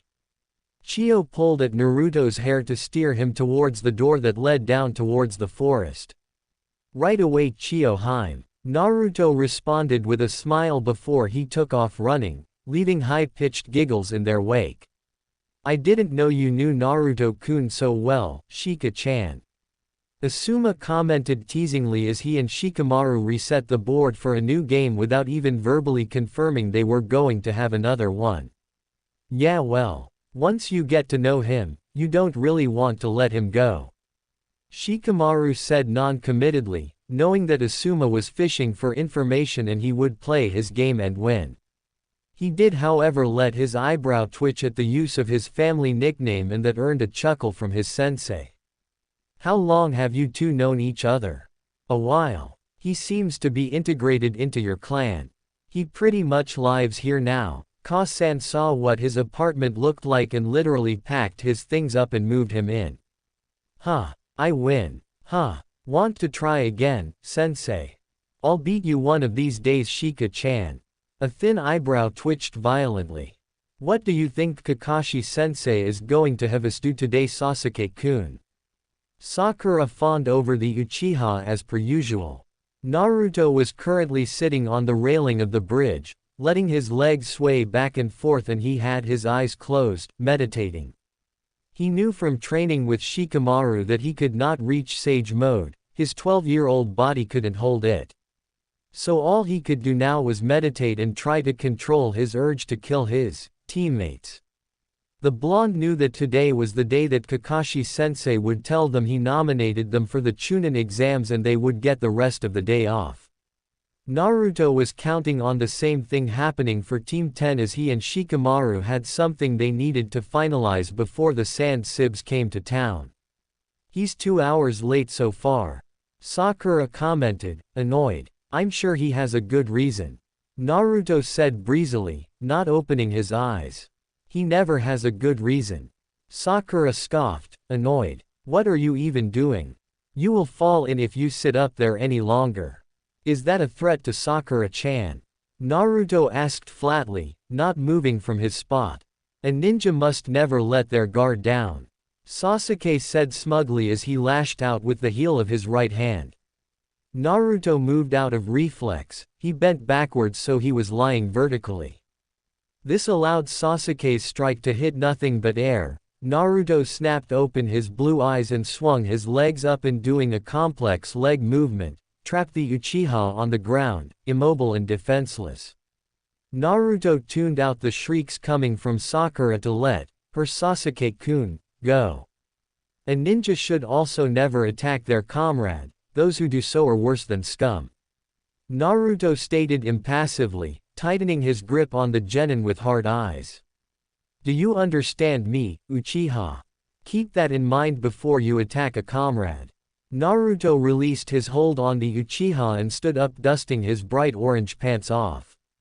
Naru-chan is correct. I hope I haven't made a mistake by nominating you all for the Chunin exam. Kakashi's voice called out. Naruto simply turned slightly to eye the Junin while Sakura startled and Sasuke picked himself off the ground with a look of fury aimed at Naruto. The Chunin exam? Sakura asked, confused as Kakashi handed each of them a slip of paper. The exams are taking place in Konoha this year. These exams are for all those who want to ascend from Genin to Chunin. It is a showcase of your skills to the 5 nations. However, take this into consideration, these exams, people can die. In the second part, rules do not apply. You need to work together to survive. It is starting in 3 days, so you have that long to decide if you wish to join. Kakashi explained, and Naruto barely paid attention, as he knew all of this already. So this time around they had 3 days to prepare before the exams started. That's all for today, Kakashi said before he disappeared in a swirl of leaves. I'm going to become a Chunin, you better not back out, Dobi. Sasuke growled before he stalked off, Sakura following behind him. That would be the day. This time I'll become a Chunin. I'm not going from Genin to Hokage in a day. Naruto muttered to himself before he glanced around before he shushed to training ground 11, where he saw Shikamaru waiting for him with the same slip of paper in his hand. We have 3 days before everything gets set into motion, Shikamaru said as the two sat across from each other as Naruto pulled out a scroll and unsealed it. Many seals appeared on the ground around the two. I finished the seal last night when you were cooking dinner with your mom, Naruto said, and Shikamaru nodded. So shall we. Shikamaru stood up. Let me set up the privacy barrier first. Naruto pulled out a seal and slammed it on the ground. Activate. The seal glowed red and Shikamaru watched as the seal let out a pulse that surrounded the training ground and it raised a red barrier around them. Okay, that will hold until I take it down, Naruto said as he picked up a new seal. Ready. Let's do it. Shikamaru pulled off his gray jacket and mesh undershirt. He stood like a statue as Naruto applied seals to Nara's back and in return Nara applied the seals to Naruto's back. They stood still until Naruto nodded to signal that they were dried and were tattooed on their skin. Ready to give it a go? Shikamaru asked, pulling his shirts back on. It'll work, Naruto said firmly, and the two made hand seals and each of them created a single shadow clone. The two shadow clones looked at each other and started to spar. After 5 minutes of fighting and taking hard blows, the two clones didn't disappear. Perfect. Even with Kekkei Genkais they won't be able to tell the difference. Naruto was exceedingly pleased with the success of the seals. Now let's see how well the second seal works, Naruto said excitedly, and the two made another hand sign. A puff of smoke enveloped the two, and with the seals on their back it made the henges permanent looking, so anyone with a Kekkei Genkais will not be able to tell that it was a henge. The two grew to 6 feet 1. Their facial features narrowed out and their cheekbones became more predominant. Their eyes were narrow and their irises were indigo while their pupils slitted like a fox or a cat. Their hair was now crimson with jaw-length bangs framing their faces and it reached past their shoulders.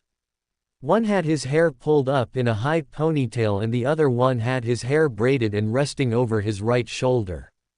The one with the ponytail wore black shinobi pants and matching sandals. He wore an armored mesh short-sleeved shirt. Over top of it was a long-sleeved hooded crimson-red cloak and a katana was slung across his back and 2 trench knives were attached at his waist.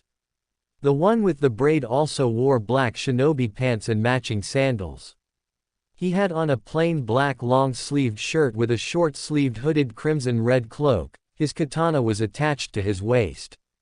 His hands were covered in black fingerless gloves with silver armor embedded over the knuckles. We look damn good, Shika, the one with the braid commented. Damn good, Nar, Shikamaru smirked. Or should I say Akira? Right, you are Akito. These basic katanas will have to be done until we have a chance to get back our real swords, Akira stated as he pulled his katana out, as did Akito, and the two started to practice their kenjutsu katas. The two spent the rest of the afternoon practicing their kenjutsu, ninjutsu and taijutsu combinations. They worked in sync and just as well as they did during the war. They perfected their chakra control and their strength until they could do even their highest rank of jutsu in total control. Meanwhile, their genin clones practiced as well, and by the time the sun started to set the areas around them were destroyed, but the people within the barrier were extremely pleased. This could actually work, Akito said after as the two cooled down. Don't sound so surprised, Akira grumbled. You're still a knucklehead, Akito reminded his twin. And you're still a genius. Let's not dwell on things we both know already, Akira snorted. When we meet Gaara and Orochimaru in the Forest of Death, should we be in these forms or in our normal forms? He flipped his braid back over his right shoulder. We can't show these forms too soon. They will know that we aren't genin, so we will have to risk showing some of our true skills, Akito reasoned, and Akira nodded and snapped his fingers. The two became covered in smoke and the henges dropped down and they became their normal selves again. They both snapped their fingers and their permanent clones disappeared in puffs of smoke. Ready to head home, Nar? Shikamaru stretched his arms above his head. Yeah, I'm helping your mom cook this time. I think your dad is going to try to wrangle you into a game of shogi, Naruto commented as he dropped the barrier and stuck the seal back into the stack he had before he sealed them into his scroll once more. I know I can beat him, but if I don't give it my best, Tusan will know. I can't believe that my own father has become so troublesome. Shikamaru sighed as the two headed towards the Nara compound. You know they wouldn't mind if you called them Ka-san and Tusan. I've never really got to say those words to anyone before. I mean I said it to the chakra memory of my parents, but that was it, Naruto explained slowly. You would feel like you were betraying them if you called my parents Ka-san and Tu-san. I don't think that the yellow flash and the red hot blood habanero would mind if you did, they would just want you to be happy. Shikamaru tilted his chin upwards and Naruto's gaze sat upon the head of the Yondaime on the hill. You're right. He blew out a puff of air. Of course I am, now come on. Shikamaru opened the front door and the two entered, towing off their sandals. Welcome home Shika-chan, Naru-chan. Yoshino sang as the two entered the dining hall. Hi Ka-san. The two said in sync and Yoshino beamed at how Naruto called her Ka-san. Are you ready to learn a new dish tonight, Naru-chan? Yoshino asked and the blonde nodded looking excited. You got that nickname from Kakashi-sensei didn't you? Naruto was dismayed, planning to prank his sensei. A mother never reveals her sources. Yoshino placed her index finger on her lips, winking at him. Oh Shika-chan, your father is waiting for you to play shogi. Ma, troublesome. Shikamaru sighed and slouched out of the room to find his father. Good luck Shika. Naruto called before giving Yoshino his full attention to learn a new dish. It was really nice spending time with her and being able to eat home-cooked meals day after day was a bonus. On the front lines you had to live off of instant meals and soldier pills when there was a brief lull in the fighting. So this right now was heaven for his stomach, he was foregoing ramen until after the first round of the Chunin exams at least.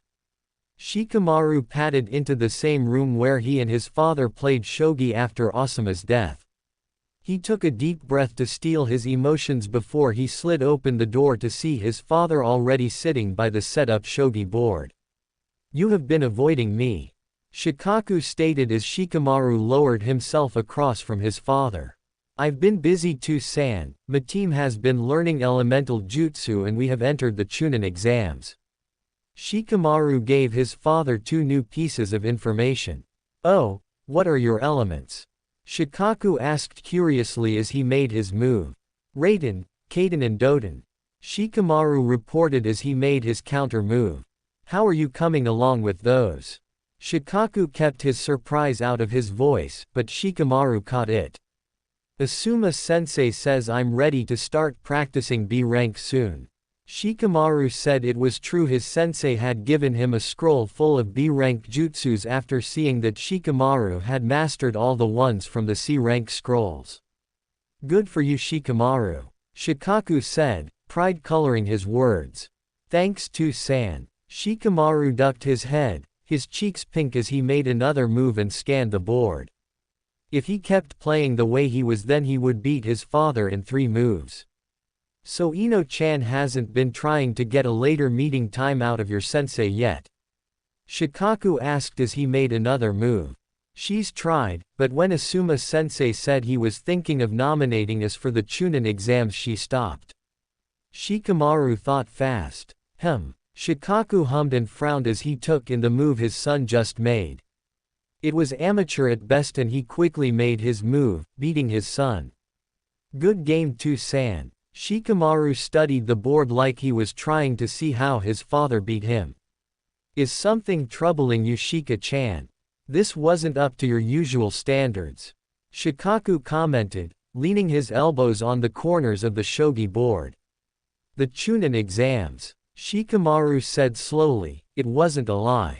He was worried about Orochimaru and the invasion. He was worried about meeting their Kazekage and seeing Tamari again. His feelings for her were still messed up even with going back to the past. Your team's teamwork is one of the best I've seen. That is what these exams are about, just combine your skills and you will be fine. Shikaku said in his own encouraging way. Thanks for the advice too san. We better go make sure Ka-san and Nar haven't burned down the kitchen yet. Shikamaru stood up and brushed off his pants. You go ahead, I'll put the board away. Shikaku waved his hand and Shikamaru bowed his head before he walked out of the room. Shikaku turned back to the board and examined the game. His eyes narrowed and he clicked his tongue as he spotted the strategy his son had in place before he made that amateur move. If Shikamaru had kept going on his strategy, then he would have won the game in 3 moves.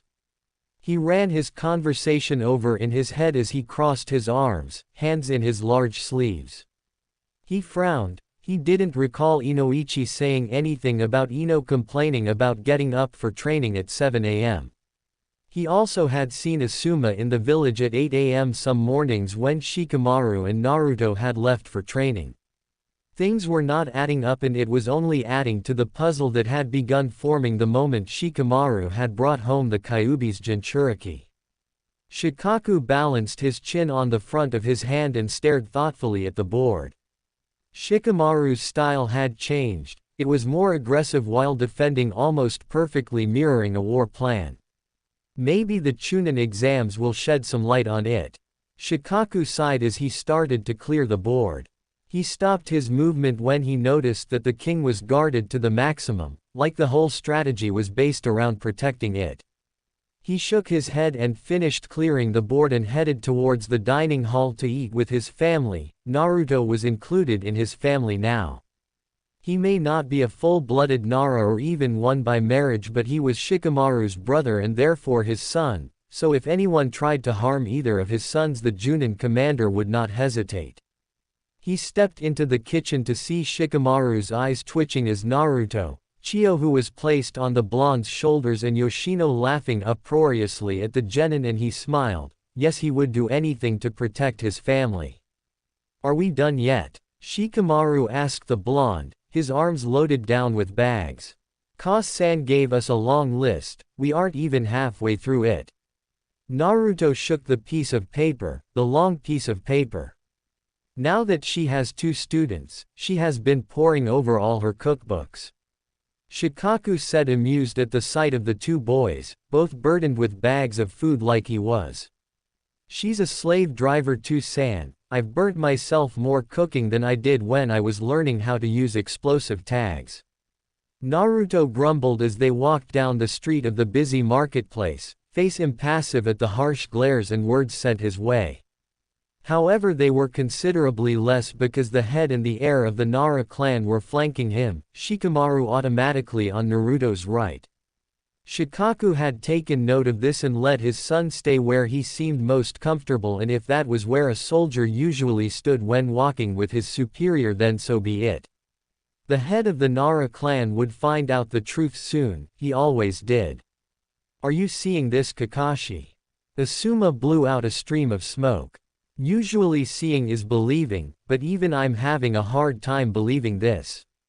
Kakashi leaned on the railing on the roof of one of the stores that overlooked the marketplace, his visible eye trained on his blonde student.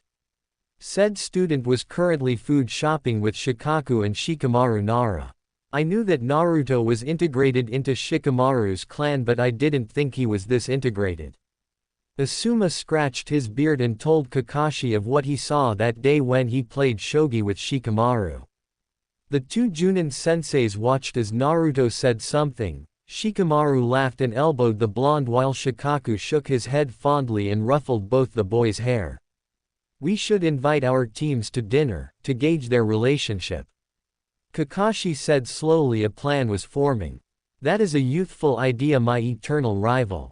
I shall inform my team to meet your other youthful teams at 7 tonight at the usual barbecue place. Guy shouted from behind the 2, startling the bearded Junin and the silver-haired Junin sighed at the loud voice. Looks like it's happening then. I'll inform my team and Kurenai's, you can tell Naruto and Shikamaru. Asuma held up a hand before he disappeared in a puff of smoke to find Choji, Ino and his lover. Kakashi sighed before he dropped down into an alleyway and sauntered over to where the trio was standing. Kakashi-sensei. Naruto waved both his arms at the silver-haired Junin cheerfully. Nara-sama, Shikamaru-kun right. Kakashi raised a hand in greeting. Hi Kakashi-sensei, nice to meet you. Shikamaru inclined his head slightly to the older man. I came to tell you too, that if you are free, the other teams are all meeting up tonight at Yakiniku Q around 7 for dinner. Kakashi invited the two genin. The preteens exchanged small glances before turning to Shikaku, who rubbed his neck. I can hold Yoshino-chan off for tonight, Shikaku said, his voice portraying his dread at the coming storm that was his wife. We'll be there, Kakashi-sensei. Naruto gave his sensei thumbs up and Shikamaru just yawned. That means he's in. I'm learning to speak Nara. Kakashi gave an eye smile before he disappeared in a swirl of leaves as per usual. Shikamaru and Naruto exchanged knowing glances as Shikaku discreetly observed the two communicating silently and added it to the growing theory he was creating before the trio went on to try to finish the list Yoshino had assigned them. At 7 o'clock, I found Shikamaru and Naruto standing outside of Yakiniku-Q, looking at the restaurant with dread. Just act normal, let's see what they can infer from our behavior, Naruto suggested with a smirk. It should be fun. Shikamaru returned the smirk as the two entered the restaurant, easily spotting Kakashi, Asuma, Kurenai, Guy, Sakura, Choji, Ino, Hinata, Kiba, Akamaru, Shino, Lee and Tenten right away. Looks like Sasuke and Neji didn't even bother to show up. Well, that was fine with the two, as they hated their younger selves, so it was no big loss. Glad you could make it. Asuma gestured to the two remaining seats, right across from their senseis. Shikamaru raised a hand in greeting and Naruto beamed as the two slid into the seats and looked around the table. Asuma and Kakashi watched their genin's faces carefully as the two smiled at the people around them as introductions and greetings were exchanged.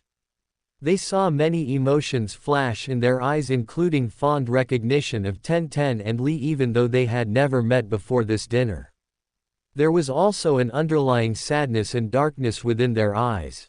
The two Junins exchanged subtle glances and they both came to the silent agreement to keep a careful eye on the two genin. I'll take that. Shikamaru snagged a piece of food off of Naruto's plate and swallowed it with a smirk. That wasn't nice, Shikamaru. Ino narrowed her eyes on her teammate. He hated that anyways, what's the big deal? Shikamaru asked as he slowly chewed his food. He's right, and I'll be taking this. Naruto snagged something from Shikamaru's plate. He's allergic to it. He cut off Ino before she could say anything. She sat back blinking in shock. Sakura-chan, why aren't you eating? Naruto glanced at his teammate's plate in concern. He had really hoped she was off of her stupid diet. Hell, even Ino was eating normally. I'm not hungry, that's all. She defended, and Ino picked up on what was going on and turned her intense blue gaze on the pink-haired girl. You're not still on that stupid diet, are you? Ino asked sharply, and the girl sputtered. It's not healthy, and if you are training then you are burning it off. If you want to have any chance of beating me in the Chunin exams, billboard brow, then you have to eat. Ino used Sakura's old name to get her old friend angry, and it worked if the tick on her forehead was anything to go by, but she started in on her plate with gusto. Kakashi and Naruto smiled at the blonde in thanks, and she blushed slightly. Shikamaru turned to Shino with a faraway look in his eyes, and Naruto stepped on Nara's foot under the table. How are you, Shino-kun? Shikamaru asked softly, and Aburame looked up at Nara in surprise. I am well, and you? He asked from behind the wide collar of his coat. I'm getting pretty good at my clan's jutsus. How are you and your Kikaichu developing?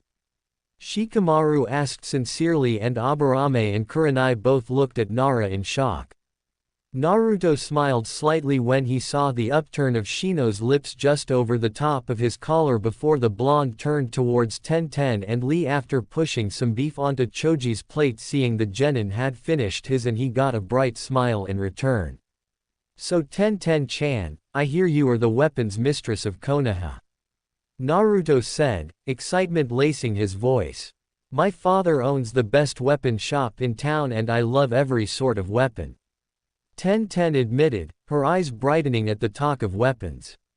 I've been wondering about katanas lately, can you tell me a bit more about them? Naruto asked, curious as to what her father's shop has in stock. not being able to go and visit it himself and not as Akira, not yet at least. Tenten beamed and she launched into the conversation with Naruto about the different types of katanas her father had and what each one was used for. Naruto was paying rapt attention and adding his 2 cents every so often as he was reminded of the conversations he and Shikamaru had with the future Tenten when they got their not yet legendary katanas, causing his eyes to soften. Their conversation finished as she went to take a drink of water, her eyes still bright from talking about her passion. So Lee-kun, you're the one who walks around Konoha with his hands. That is really impressive. I don't think I could ever do that. Naruto laughed, being totally truthful as he and Lee had a contest in the future and Naruto ended up laying flat on his back and his arms like jello. The green-clad ninja had to carry him around on his back for the rest of the day. It was quite the sight to be seen, as he was Rokudaime Hokage at the time. Thank you Naruto-kun. If you ever want to train with me I will welcome a new sparring partner. Lee said in his youthful voice. Taijutsu right. I'm looking forward to bushy brows. Naruto held his hand out and Lee beamed as he shook it. Yosh. I will await our sparring match, Naruto-kun. Lee beamed and Guy rambled on in the background about the power of youth. You know Lee-kun, Naru-chan here took Sasuke-kun down yesterday. Kakashi spoke up and the whole table froze to look at the blonde who laughed nervously. Shikamaru shook his head fondly if not a bit irritated at the fact the blonde showed some of his true skills and Sakura huffed. He attacked me from behind, I just reacted. Naruto admitted after all it was what happened. That is the most youthful Naruto-kun. I will train to surpass you. Lee clenched his fist and his eyes burst into youthful flames. Shikamaru smiled to himself, this might let Lee avoid fighting Sasuke and therefore Sasuke won't copy Lee's famous taijutsu move. Here you go, Akamaru. Shikamaru lowered a piece of food to the Niken. Akamaru yipped happily and chewed constantly on the offered food. That's his favorite food, Kiba said, slightly shocked as he ran his fingers through Akamaru's fur. How did you know? I just remembered it from our academy days. Shikamaru played it off as Akamaru licked Shikamaru's fingers fondly, whining lowly like he sensed all Shikamaru's emotions. He quickly scaled up onto Nara's lap and then easily moved up onto Genin's shoulders. Shikamaru, being used to this from the future timeline, just sat still until Akamaru made himself comfortable before he went back to eating. What? Shikamaru asked, looking up at the shocked teammate. Nothing, Kiba said, eyes locked on Nara who just shrugged and went back to his meal. How are you doing Hinata-chan? Naruto asked softly and the Hyuga air squeaked slightly. I'm good Naruto-kun. How are you? She stammered out, fingers twiddling bashfully. I'm excited for the Chunin exams. Are you entering? He asked, smiling softly at her stammer. He now found it adorable. Why yes. I know why you will BBG great. Hinata stuttered. I know you will give it your all Hinata-chan and no matter what happens I'll be proud of you. Naruto beamed at her, referring to her future fight with Neji, but she didn't know that yet. Thank you Naruto-kun. She squeaked as her cheeks heated up and she slumped back in her chair unconscious. She always does that. Is she sick or something? Naruto asked Kurenai worriedly. No, she'll be fine Naruto-kun. Kurenai giggled and went to try to wake the Hyuga girl up. Good, that's a relief. Naruto sighed and Shikamaru sighed. No matter the time, Naruto was still dense when it came to girls. The sensei watched the teams interact over the course of the dinner and was both pleased and confused at how Shikamaru and Naruto talked with the other genins. So, that was interesting. Asuma lit up a cigarette as he stood with the other Junins outside after their students left. Naruto-kun and Shikamaru-kun eyes hold such hidden sorrow. Guy said in a rather somber tone. And they were directed at our genin. They were also talking with them like they had known the others all their lives. Kurenai said, having been briefed by Asuma. You said that Nara-sama seems to know Naruto-kun personally. She turned to Kakashi. From the sounds of it, he is a regular guest at their clan home. He and Shikamaru-kun seem very close. Kakashi said, I saw Naruto-kun at the Nara compound, going to help one of Shikamaru's cousins help her deer, and she seemed to know him quite well. Asuma let out a narrow stream of smoke from his lips. However, Shikamaru had never mentioned him before. There is something going on with those two, Kakashi said as he pulled out his Ika Makeout Paradise. Nothing we can do now until after the exams are over. My eternal rival is correct. Guy clenched his fists in his dramatic style. Did you say something? Kakashi didn't look up from his book. Asuma and Kurenai rolled their eyes as Guy ranted about how hip and cool his rival was. So how did we do? Naruto asked as he and Shikamaru lay on Shikamaru's usual cloud-watching hill, this time watching the sun dye the horizon a beautiful mixture of colors. We spiked our sensei's interests, but I think we started the foundations for a strong friendship with the others. Shikamaru said after a moment of silence. I think so too. Tomorrow the Sand siblings come to town, Naruto said, pillowing his head on his hands. It's going to be weird seeing Gaara all bloodthirsty again. Shikamaru closed his eyes briefly as Temari's face flashed in his mind. Then the exams begin, all our plans start, and we can really make a difference. I wonder if seeing Shukaku will wake Kurama up. Naruto wondered aloud, poking at his seal. That would be useful. Having more information on how we even got here would be an added bonus. Shikamaru agreed. Until tomorrow then, Naruto stated, and the two fell into a comfortable silence. Wake up, you lazy brat. I finally woke up from my nap and you aren't even awake. Kurama's voice echoed inside of Naruto's head, and the blonde snapped his eyes open, seeing he was in the shared mind space. Kurama. Are you finally awake after all this time? You sent us back to the past, you fuzzball, and then you have the nerve to take a nap. Naruto ran away from Kyuubi. You should be more grateful, brat. Using that space-time jutsu could have killed me.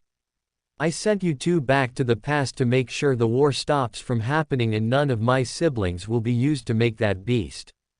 Kurama flicked his tails annoyed while Naruto dodged them with ease, too used to this form of annoyance from the Nine Tails. So this is all real, everyone is still alive? Naruto asked as he managed to curl up next to the fox's furry face. It's all real, kid. You can stop it all from playing out the way it did in the future. Kurama assured the small blonde. Thank you, Kurama. You're the best. I don't care what anyone says. Naruto somehow wrapped his little 12-year-old arms around Kurama's large black nose. Kyuubi huffed slightly, but allowed the genin to hug him. The Chunin exams are starting tomorrow. Today is the day I meet Gaara for the first time. How do you think it will go with Shukaku sealed inside of him? Naruto was concerned for the future Cage. I don't really want to fight him again right after I fight Neji, but I will if I have to. I have a theory, but until you see Gaara I won't know if it is plausible. Kurama said slowly. Fine, don't share with the rest of the class then, you furball. Naruto huffed and Kurama batted him with one of his tails. I should go. If I'm going to save Konohamaru from Kankuro, then I better be off. Kurama grunted as Naruto faded from the mind space. Naruto opened his eyes and looked around to see Shikamaru had already gotten up and was most likely out herding the deer or helping Ka-san make breakfast. Naruto rolled off his bed and pulled on his orange jumpsuit and absently wondered what clothes he should get after the Chunin exams were done. He padded down the hallway and entered the dining hall to see Shikamaru, Yoshino and Shikaku already there. Morning, Naru-chan, you're just in time. Yoshino sang as the blonde slid into a chair as she and Shikamaru served up breakfast. This looks great, Shika, Ka-san. Naruto slapped his hands together in thanks before attacking his food with gusto. Yoshino smiled good-naturedly and Shikaku smirked a bit while Shikamaru rolled his eyes fondly before he too attacked his food. Yoshino and Shikaku exchanged pleased looks. Their boys were getting up to a healthy weight and their pale skin darkened a bit thanks to the time he spent out in the sun, and they started to grow height-wise as puberty slowly started to descend upon them. So what do you two plan on doing today? Yoshino asked as she too started in on her food. I promised Konohamaru we would play ninja today, so I'm going to find him, Naruto said, and Shikamaru gave a knowing nod. I'm going to go find Asuma-sensei and see if he wants to go cloud watching. I know Ino and Choji are busy today. Shikamaru shrugged his shoulders. Just be back in time to herd the deer, Shikaku reminded the two. Hai-to-san. They sang before stacking their empty plates in the sink, with waves at the two adults as the two genin left the Nara compound for the day. The fur ball finally woke up and told me he did a space-time jutsu and all this is real, Naruto reported to Shikamaru as they walked into the village. We'll talk more when we hear the deer tonight. We should have more to talk about after you encounter Gaara, Shikamaru decided before the two nodded at each other and they parted ways. Let go of me, you big bully. Konohamaru's voice caught Naruto's fox-enhanced ears. Looks like he needed to hurry if Konohamaru already was encountering Kankuro. He focused and appeared next to Konohamaru and placed his hand tightly on Kankuro's wrist before Sasuke could throw his pebble from his hiding place in the nearby tree. I would put him down if I were you. Hurting Sandame's grandson will do nothing for the alliance between our nations. Naruto spoke calmly to Kankuro, wincing as Kankuro's dead face overlapped with Kankuro's current one. Sandame's grandson. This little brat. Kankuro huffed by releasing Konohamaru, who scurried up Naruto's back, clinging to his shoulders, trembling slightly. Naruto caught Sakura muttering the same thing from behind him. Yes, I assume you are here for the Chunin exams. His gaze flitted between Kankuro and Temari, holding back a smile at his future friends. Yes, we are from Suna. Temari responded haughtily. Welcome to Konoha. Naruto bowed his head in respect to his future allies. Kankuro, Temari. A far too familiar voice called out as Gaara joined their group. Naruto felt his lips twitch upwards at the little version of the cage. Don't make a scene. Right away the two backed off, fear tinting their eyes, and Naruto's gaze hardened. He would have to fix this soon. What is your name? Gaara stared at the blonde. Naruto Uzumaki, and this is my teammate Sakura Haruno. Naruto bowed his head in respect for the future Kage. Sabaku no Gaara. My siblings Kankuro and Temari. Mother is interested in you, but does not want me to kill you. We will meet Naruto Uzumaki again. Gaara's teal eyes narrowed and something in them showed recognition at the blonde in front of him. Yes, we shall, Gaara. I'm looking forward to it, Naruto said evenly and kept his gaze level as Gaara's eyes looked back at him, surprised at the response. Kankuro and Temari shot Naruto a look that expressed their thoughts of the blonde. In other words, they thought Naruto was insane for looking forward to meeting Gaara again. Are you okay, Konohamaru? Naruto looked down at the child on his shoulders once the Sand siblings were out of sight. Yeah, you were so cool, Naruto ni-chan, Konohamaru announced, eyes wide as he grinned up at his blonde hero. Heh, thanks. Naruto chuckled. He shot a glance up at the tree where he knew Sasuke was perched before he turned around and started to walk away, listening to Konohamaru ramble on in childlike awe. So that went well, Naruto thought as he played ninja with Konohamaru. Better than I thought. My theory is correct. When you go to herd deer tonight, enter our mind space and I'll know for sure. Kurama instructed the genin, who gave a mental noise of agreement before turning all his attention to Konohamaru for the rest of the day. After Naruto dropped Konohamaru off at his home, Naruto decided to wander a bit to kill time until he had to meet Shikamaru to help herd deer. Naruto. A voice called out. Naruto let a huge smile cross his lips as he turned and spotted Iruka-sensei hurrying over to where the blonde stood, waving one arm in greeting. "Iruka-sensei!" Naruto shouted, waving both his arms wildly. He had really missed his big brother and he hadn't seen the Chunin in such a long time. "I haven't seen you around lately. How are you doing?" Iruka questioned as he fell into step beside the blonde who adjusted their course to head to the Chunin's apartment. "My team has been entered for the Chunin exams, Iruka-sensei. Can you believe it?" Naruto bounced on his heels excitedly as the duo walked. He spotted Iruka's face darken briefly at these words, but his features brightened before he smiled at the blonde genin. Naruto then remembered that Kakashi had told him in the future that he was terrified of Iruka-sensei. The Chunin had been very vocal about Kakashi's decision to enter Team 7 in the exams. However, it led to a strong bond between the two, and Naruto secretly agreed with Ino when she had said that the two were the perfect balance for each other and should just hook up. Perhaps it would happen this time around, then both his big brothers would be happy. "I heard. Naruto, do you know what could happen in these exams?" Iruka asked, seriously snapping the blonde out of his thoughts.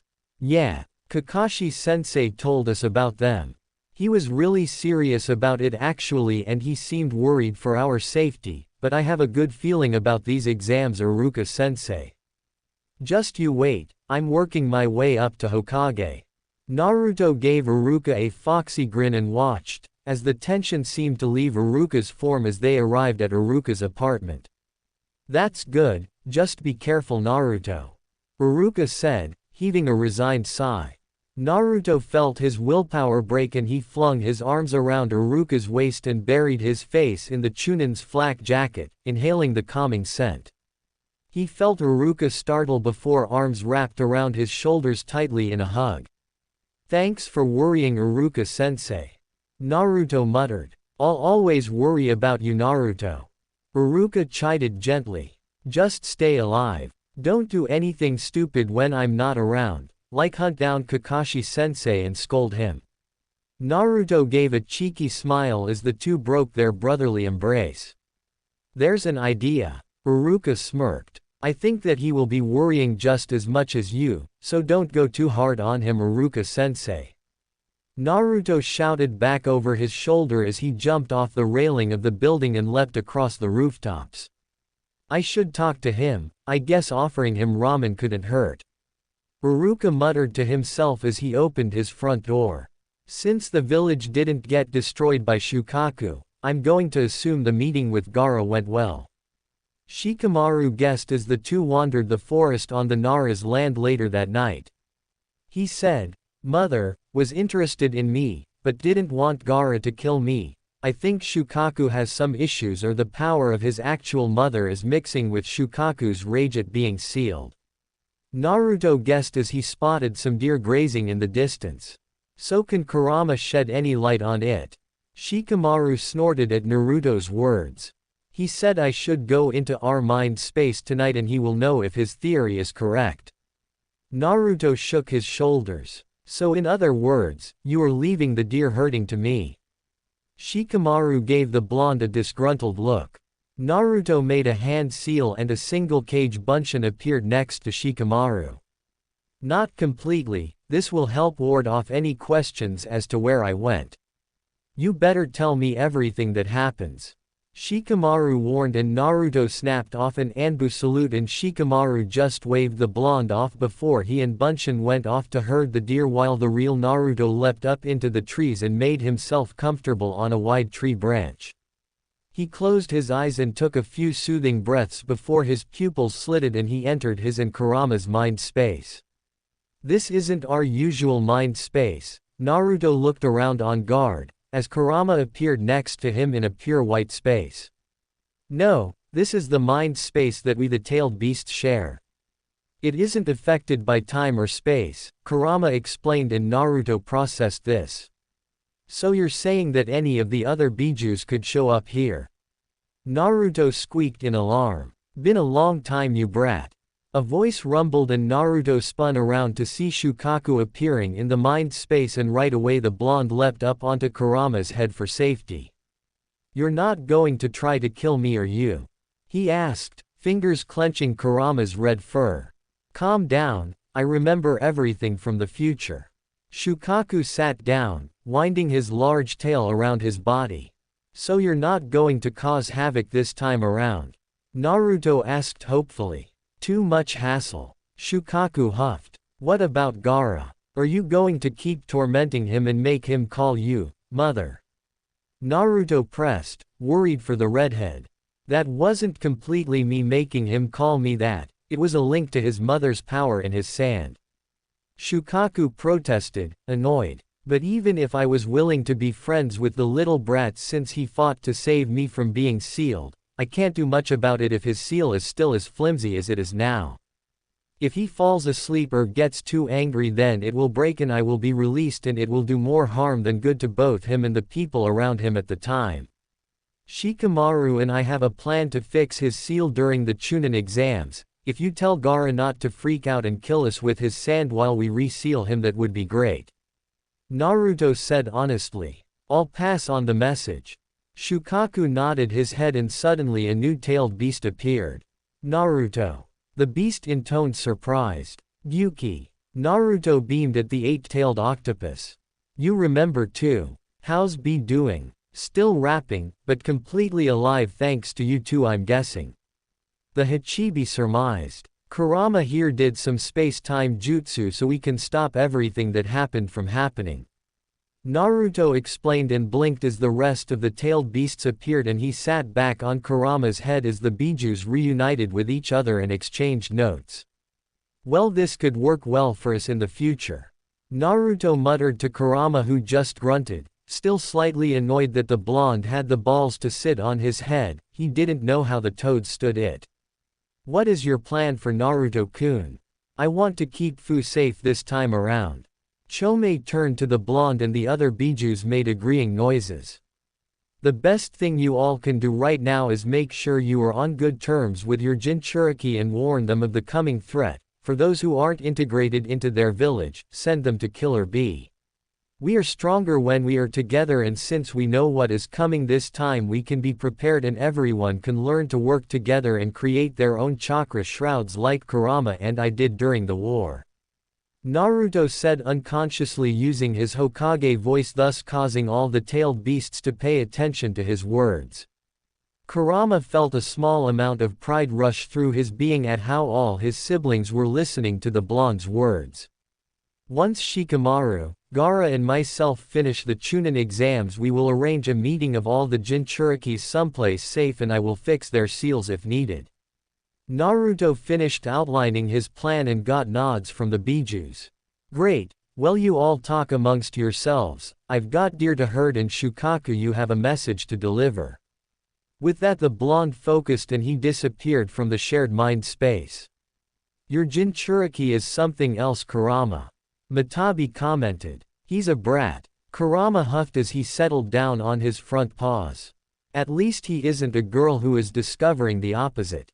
Matabi licked her paw and rubbed it behind her ear like a true cat. He's just too dense to notice." Kurama smirked. "Fu just learned how to fly. She crashed through a lot of trees, but she did it." Chomei commented smugly to Kokuo, who nodded politely as he tried to find something that Han did, but he didn't think killing some bandits counted as an achievement. "What are you even talking about, Isobu? My Jinchuriki is clearly the best. He can control our sand without me even being sealed inside of him," Shukaku boasted to the three-tail. "Mine is the Mizukage," Isobu shot back. "Mine will become the youngest Kazekage ever," Shukaku insisted. Goku shut his eyes to take a nap and Saiken followed suit. Kurama was just wondering why he thought bringing them all together was a good idea. "Nice of you to join me," Shikamaru commented to Naruto as the blonde sat beside him in the middle of the herd of deer, letting his bunchen disappear, and he was nuzzled by a fawn who was quite taken with the blonde. "You didn't need me to help her after all," Naruto smirked as he petted the fawn softly. So it turns out the Bijus have some sort of shared mind space that transcends time and space, so they all showed up and remembered. So we made a plan to warn all the other hosts of the growing threat and the ones who live away from their village to meet up with Killer B. I talked Shukaku into being nicer to Gaara, and when we approached him, to stay still and let us fix his seal. Then I said after we finish with the whole Chunin exam invasion scenario, we would make all the other hosts meet up and plan out how we are going to survive this time around. You used your Hokage voice, didn't you? Shikamaru asked, already knowing this plan as he helped Naruto develop it.